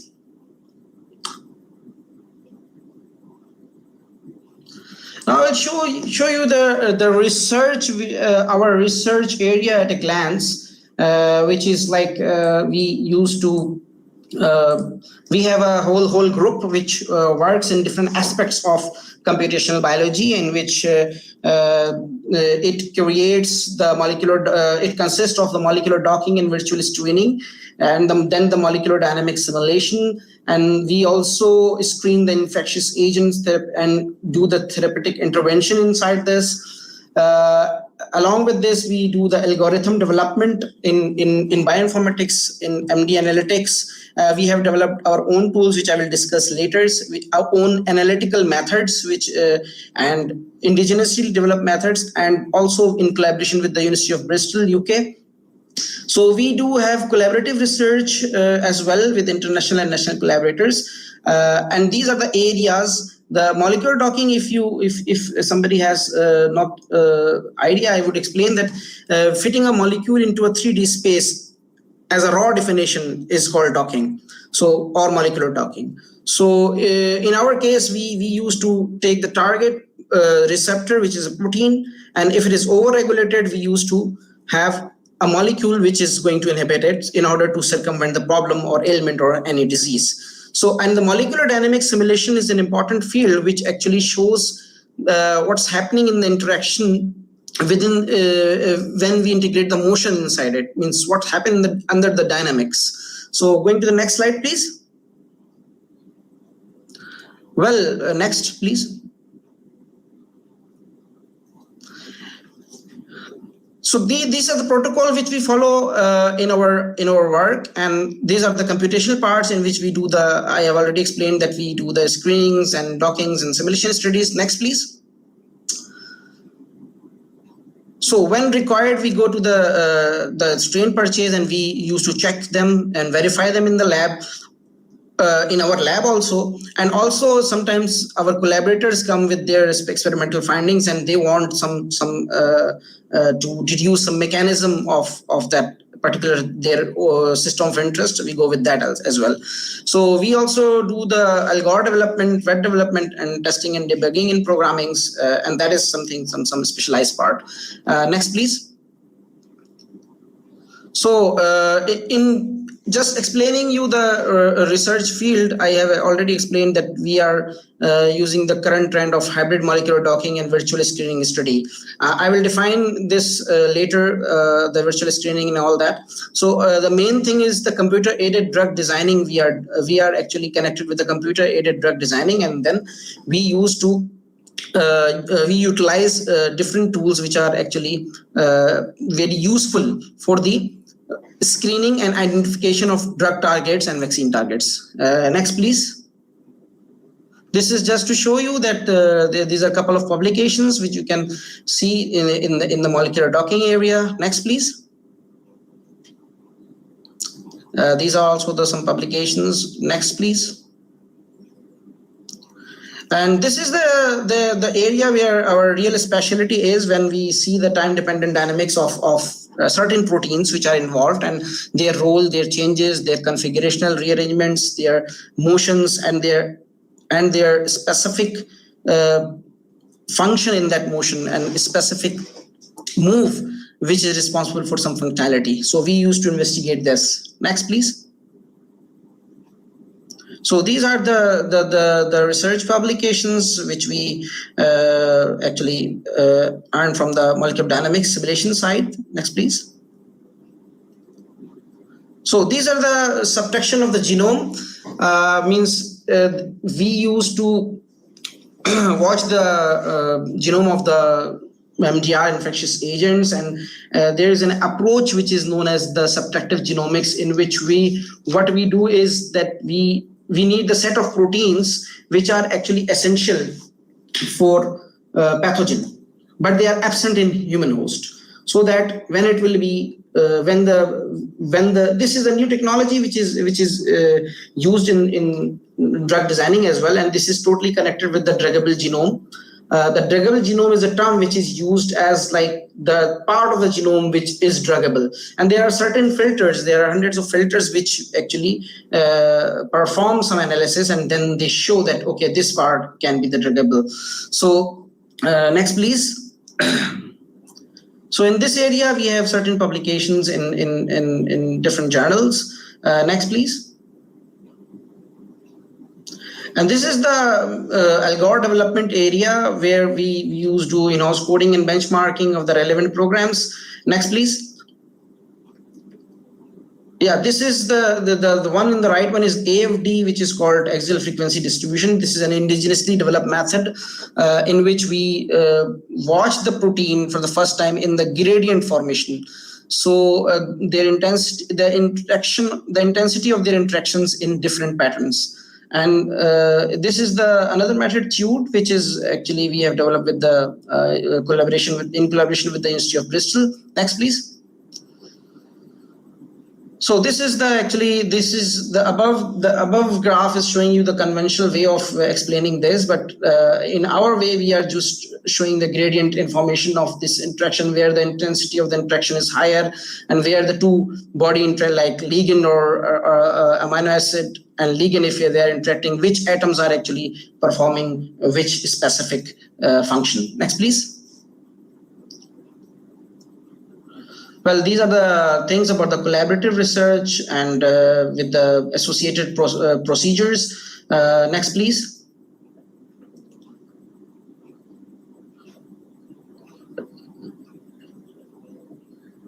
Next, please. So these are the work in which the collaboration comes when people are done up with their experiments also, and they want us to deduce that what specific movement, like in one of the work which was in European Journal of Medicinal Chemistry, it was like which ring is actually playing an important part in under the dynamics and under the simulations, and it is connected. Is it connected with the experiments as well? So we have certain findings in many of our work where the simulation, the movement, the rearrangements and structural flexibility is responsible for different functionality. Next, please.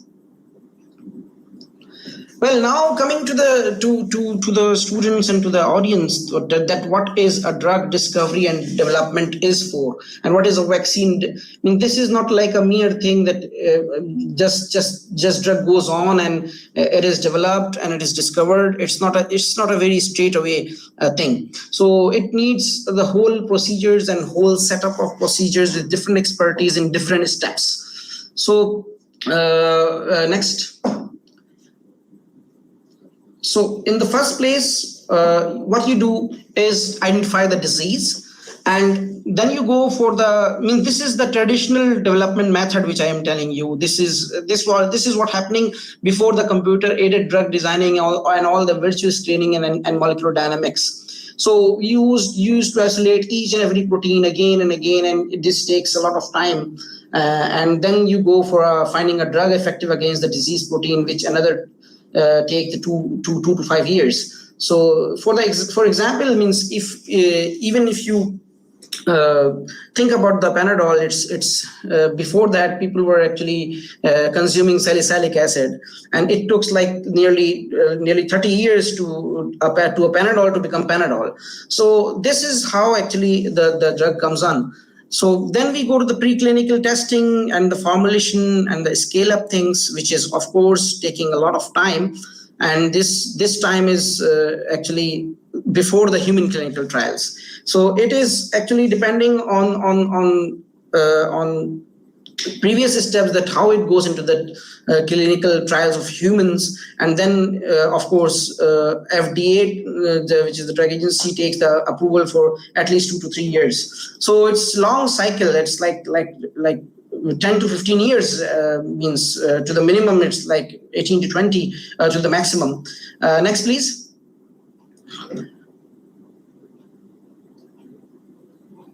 Next. Yes, now what happened? What happened to this field actually? Why this computer drug designing and this field of computational simulations? Please, yes, on this slide, recent trends. So after identifying disease, the computer speed and capacity have actually paved a way, a new horizon. It's opened a new horizon to every field, and you know that. And that same thing has happened with our field, and genomics, proteomics, and bioinformatics is actually with the information of whole genome and proteome. You go for the high throughput screening, which means that you are going to screen the millions of compounds on the basis of their previous activities and their comparisons. And these comparisons gives you the idea of what is happening inside the molecule. And then you go to the virtual screening to check the whole library of the compounds. And this actually gives rise to the whole branch of chemistry, which is called combinatorial chemistry, where you actually it is the branch of chemistry in which you deal with lots of libraries of compounds. So then you go to the molecular modeling, and here in previous steps, which were like 5 years, it has been reduced because you come with the very specific targets and you check only them. So next, please. Well, same thing is happening with the vaccine. Means you have to isolate, we have to induce the response, and traditionally the vaccine already takes a lot of time. And this is not like, you know, you just for the COVID-19 as well, I would say that this is not like it's just you will go and you will snatch a vaccine from somewhere. It's not going to happen like this. You have to go for each and every step and procedure, which is of course time consuming.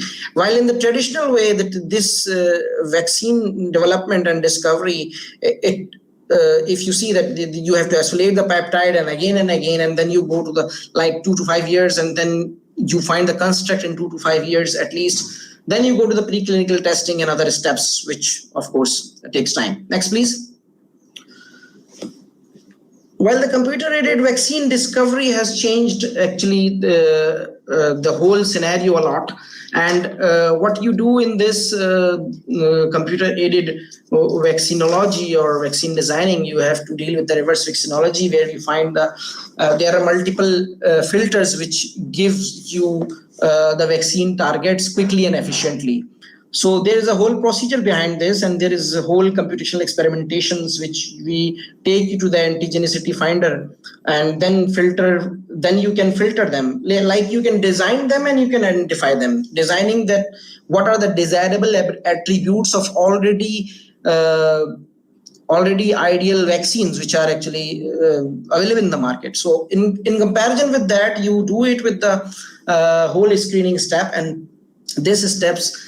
And once, like in the modern world, people are going to patent their constructs even computationally, because they can go just directly, like that's happened in meningitis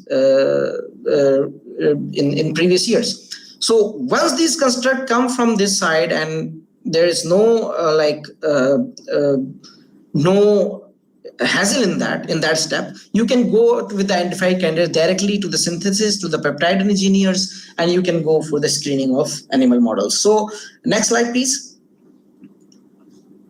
So the interesting fact, which I have already explained, this average design cycle is 6 to 12 years at least, and 10 to 15 years for vaccine, and the success rate is also not so promising in this field. So in, of course, the whole drug designing field. So the average cost is too high with an estimate. Now it's too much, but yeah, this is at least 400 million for the drug and 200 to 500 million US dollars for. So this reverse computer-aided vaccine design and the techniques for the drug and vaccine actually reduce this time and cost to a larger extent. Next, please.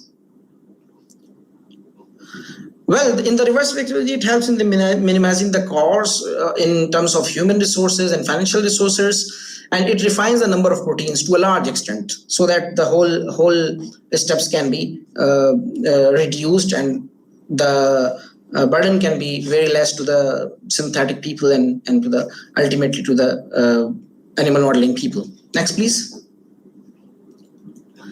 Well, this is what we have done.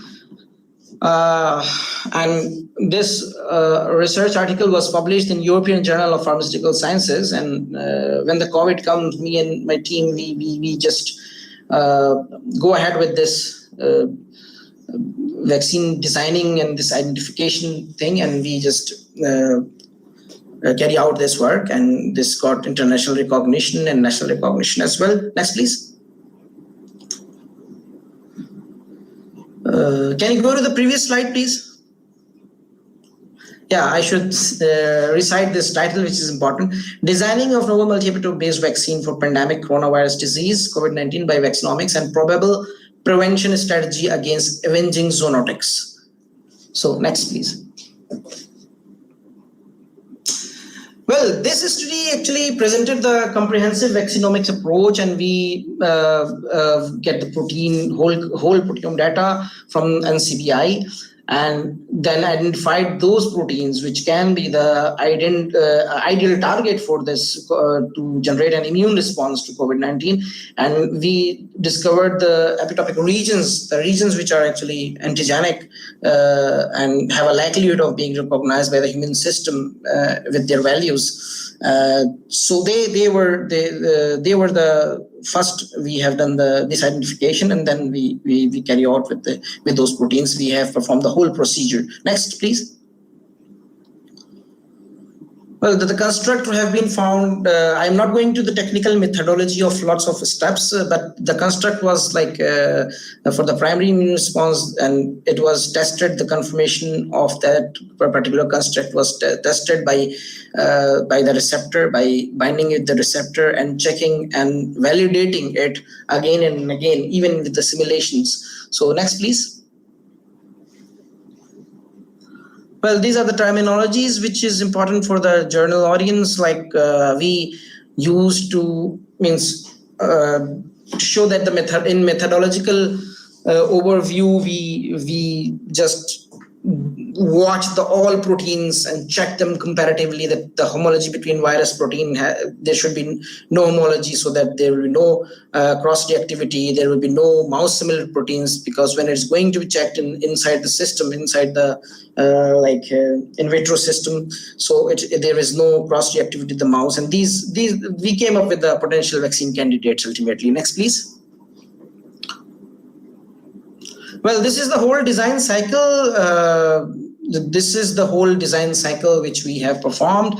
This is the whole vaccinology steps, and these are the whole design cycle which we followed. Next, please.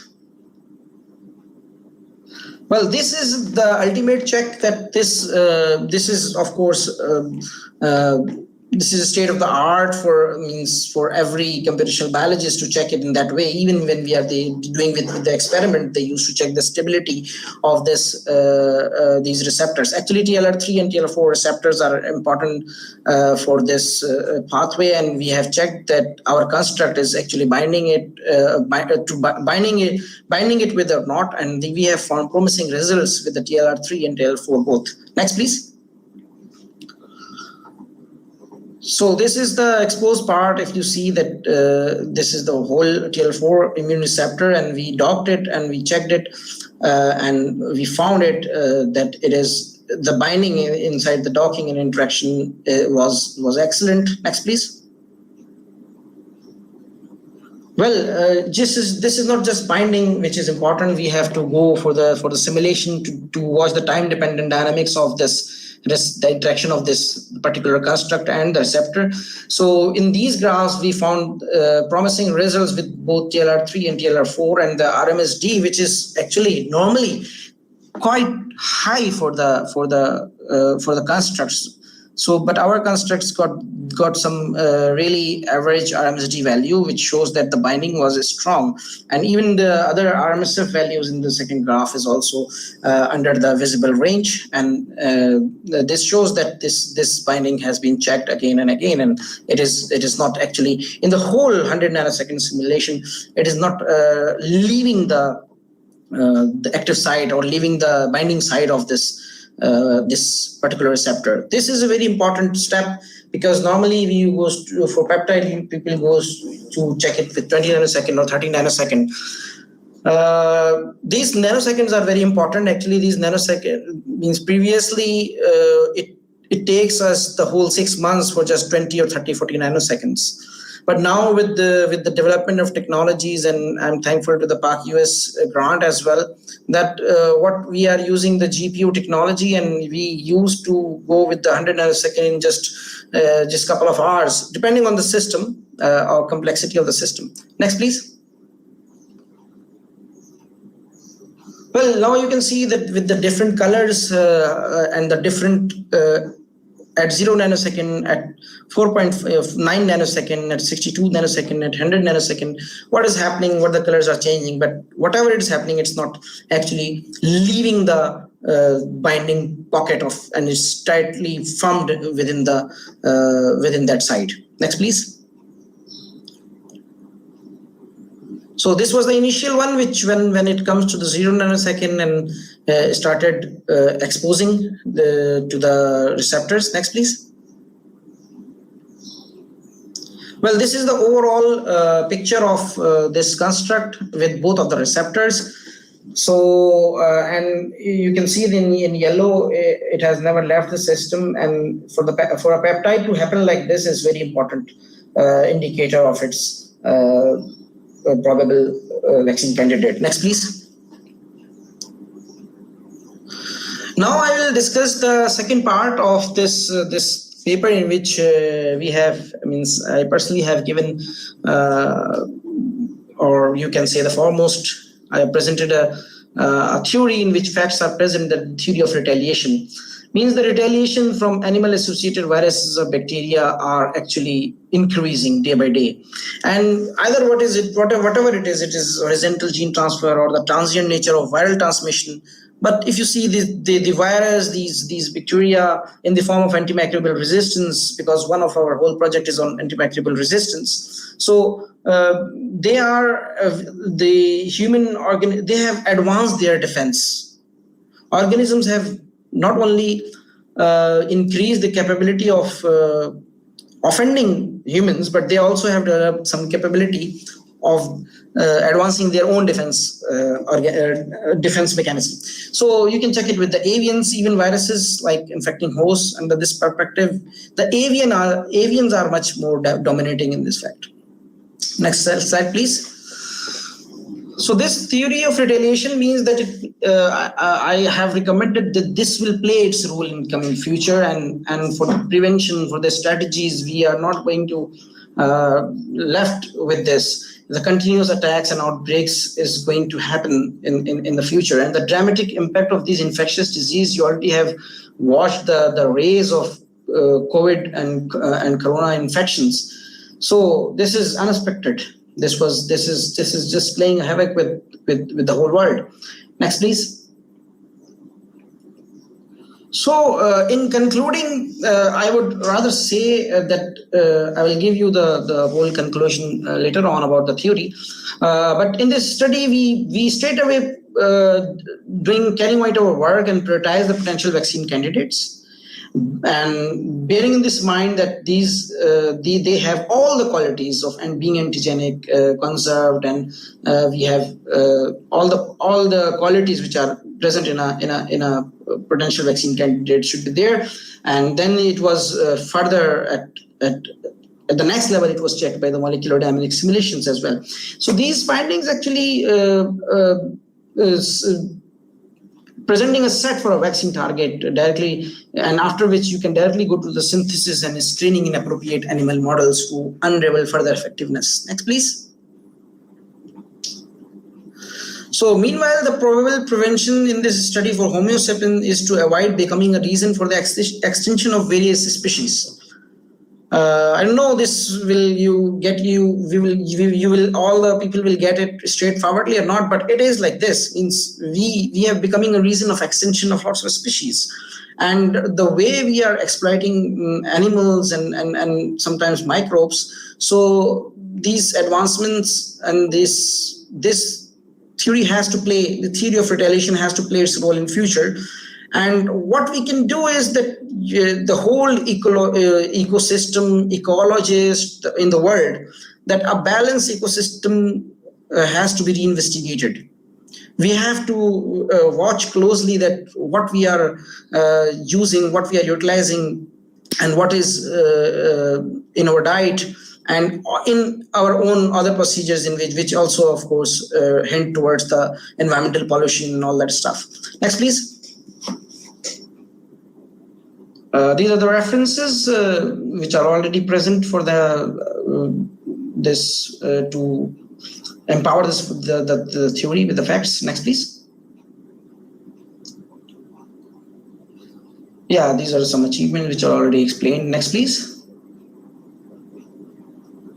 Now, this is my group, which is, you can show that we are working on different aspects in Quaid-i Azam University, National Center for Bioinformatics. And next, please. this is the whole campaign about awareness on the antibiotic resistance inside the university, in different offices. We conducted that. Next, please. Yeah, last but not least, I would definitely want to acknowledge my international collaborators, Kara Ranajan from Bristol, UK, Klaus Liedl from Innsbruck, Rame from Harvard Medical School, Alex from University of Maryland, and Kate from Bangkok, Chulalongkorn University. So these are the international collaborators, and we are working on different aspects of our work. So these are the national collaborators. I've been thankful to Dr. Riaz, Dr. Abbas, and Dr. Imtazuddin from Quaid-i University and Karachi University. I will be thankful to my lab members, Dr. Saad Raza, Dr. Samra Wajid Abbasi, Dr. Asma, Dr. Sajjad, Afifa, Ghulam Abbas, Nausheen, Naila, Rabia, Rosina, Laila, Tayyaba, Saba, Zahra, Namara. And last but not least, I'm really thankful to Honorable Vice Chancellor, Professor Dr. Bushra Mirza, to give me now an opportunity to speak with, and Professor Dr. Farah Khan for organizing this nice lecture. Next, please.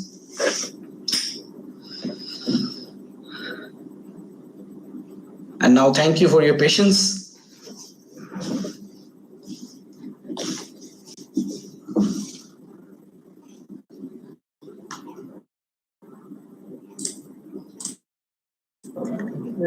Thank you very much, sir, for your valuable lecture. That was really wonderful, and we would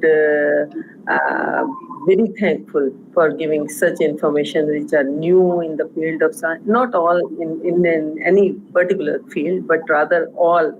It covers all the aspects, and it's a sort of collaborative. But I myself, I'm really impressed, and I want to ask you a question. That you're talking about the collaborative research.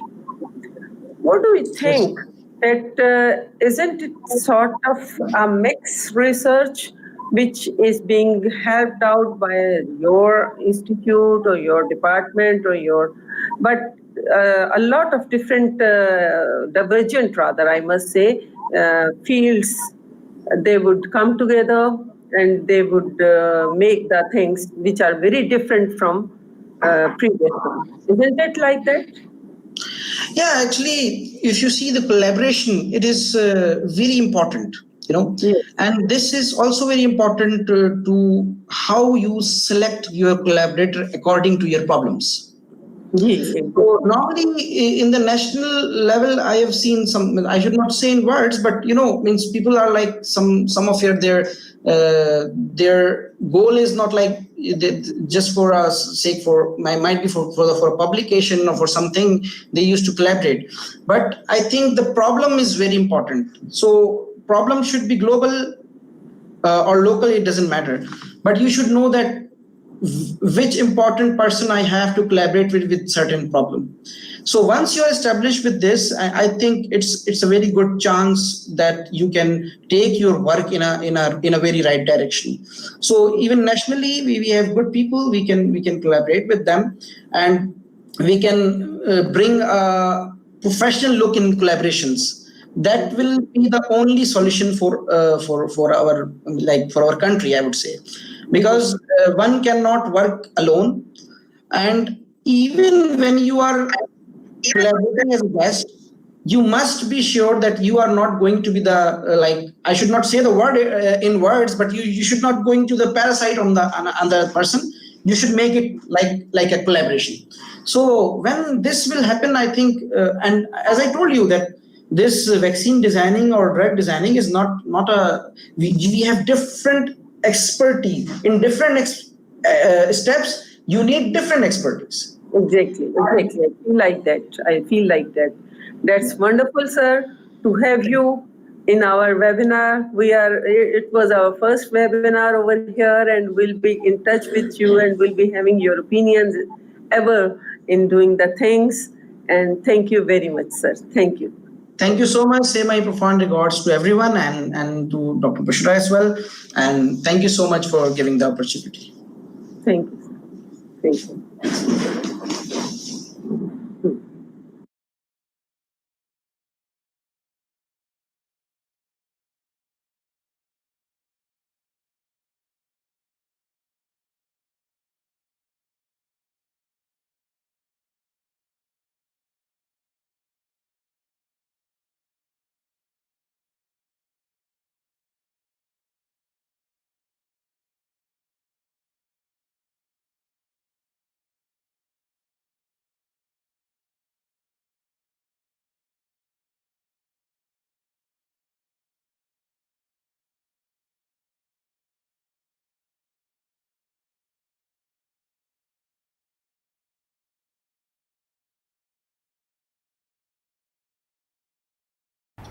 We have also conducted an e-poster competition during the webinar 2020, which is still going on. So we are just going to announce the results of the e-poster competition. This e-poster competition was very successful, and we got more than 85 e-posters around the country and also from out of the country. Posters from University of Nigeria, two different universities of China, and different universities of Pakistan. They were received. These universities, they include University of Karachi, University of Punjab, University of Sargodha, University of Bahawalpur, University of Sialkot, and a lot of students from the Lahore College Women University from different departments. This poster competition explained the need of having new strategies towards the research after pandemic COVID-19. So these posters are also displayed on the web, and slideshow is also going on the screen during the webinar as well. So results are being announced by our worthy Vice Chancellor, Professor Dr. Bushra Mirza. Right, so now this is the time to announce the result of poster competition.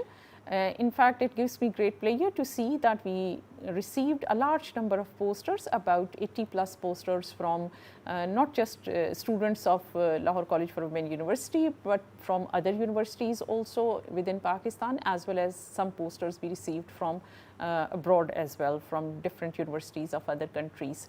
So I'm sure all these posters will be available on our website for everybody to have a look at them. And in fact, all the posters were wonderful, and people really worked hard to prepare good posters. And so we had actually tough time in deciding. Our judges had a tough time to decide that which one should be considered as first, second and third. But anyway, all those students who submitted their posters, everyone will get a certificate of participation. And in addition to that, now we are going to announce the winners of the electronic poster.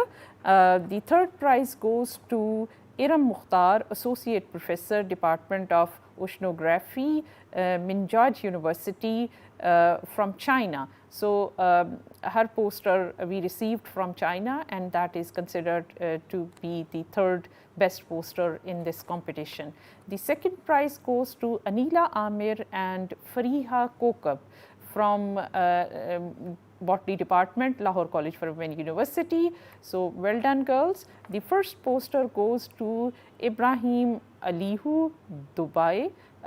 He is from the Usmanu Tenfolio University, Nigeria. So he is the one who got the first position in our poster competition. So congratulate, I must congratulate to all the winners. But as I said, in fact, everybody who participated, their contribution is highly acknowledged because they really made good posters. So well done to everyone who participated and those who managed and organized this whole event. Thank you. We have also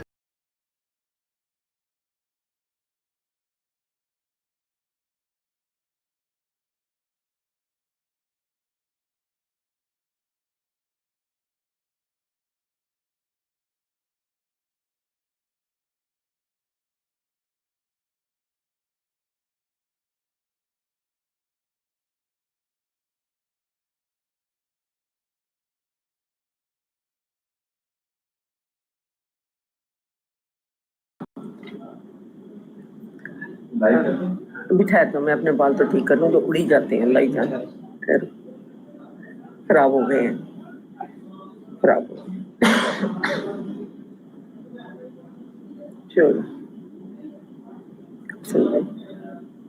Sorry, अब कर दो. So now at the end of this webinar, I'm really grateful to all the people who helped us in doing it successfully. And first of all, I want to say thanks to Allah Ta'ala, who helped us at every step of this webinar. Then I want to extend my profound thanks for our dear Vice Chancellor, Professor Dr. Bushra Mirza, for gracing this occasion and also to provide every support to hold this webinar successfully.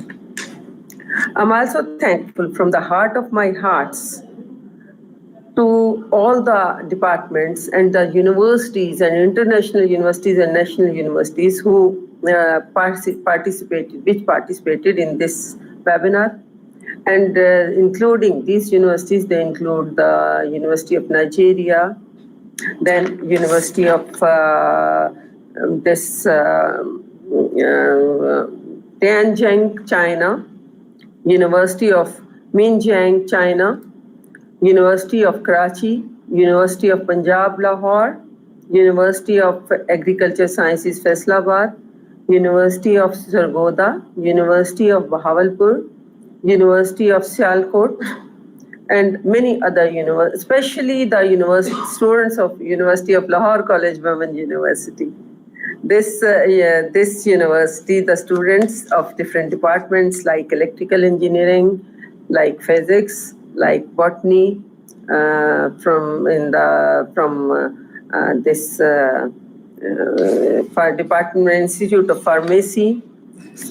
These all departments, they contributed much and provide the e-posters for the competition. As I told you earlier, that more than 85 e-posters, they were received for the competition. And the positions, they have been announced by the worthy Vice Chancellor, Professor Dr. Bushra Mirza. I'm also thankful for the committee, subcommittee, ethical committee of Directorate of Research, including Professor Dr. Farzana Rashid, Dr. Misbah Ishaq, Dr. Saira Shahid, and Dr. Mehrun Nisa, to assess and judge these e-posters and give their feedback for the nomination of the positions in this concern. I'm also thankful for assisting in doing so Dr. Sumaira Iqbal, Dr. Khadista Jabeen, Dr. Rifat Siddiq, and Dr. Hanan Mukhtar from Botany Department. Really, my thanks, they are due for the Chair of Mass Communication Department, Professor Dr. Anjum Zia, and her team, who provided us every facility to conduct this webinar. They provided us their TV studio, they provided us the expertise, they provided us the professional who helped us a lot to conduct this very first webinar of Lahore College Women University. I think it would be the pioneer one to guide for the conduction of the other webinars. And we'll carry on the series of the webinars as well. And inshallah ta'ala, we'll conduct webinars every month by Directorate of Research. I'm also thankful to the IT specialists, Sibtanul Hassan and Muhammad Zahid, for uninterrupted services of internet during the program. So it was a wonderful experience, not even for the students, faculty, but ourselves as well. And the real participation of the international presenters it made it a worthless event. These international participants were Dr. Najla Ramthan from Tunisia, Professor Dr. Najla, Professor Dr. Khalid Iqbal from NYS University and from USA, Professor Dr. Morton from Romania, and Professor Dr. Munir Ozturk from HE University, Turkey, and not last but not the least, Dr. Sikander Azam from Quaid-i University. And they contributed a lot. And I think that such webinars or seminars, they may help the students to enhance their abilities, to enhance their research. And this was the need of the time to do something, to think something about the different mode of life, including different mode of research, different mode of teaching as well in the higher education. So I announce the closing of this webinar. Thank you very much for joining us. Allah Hafiz.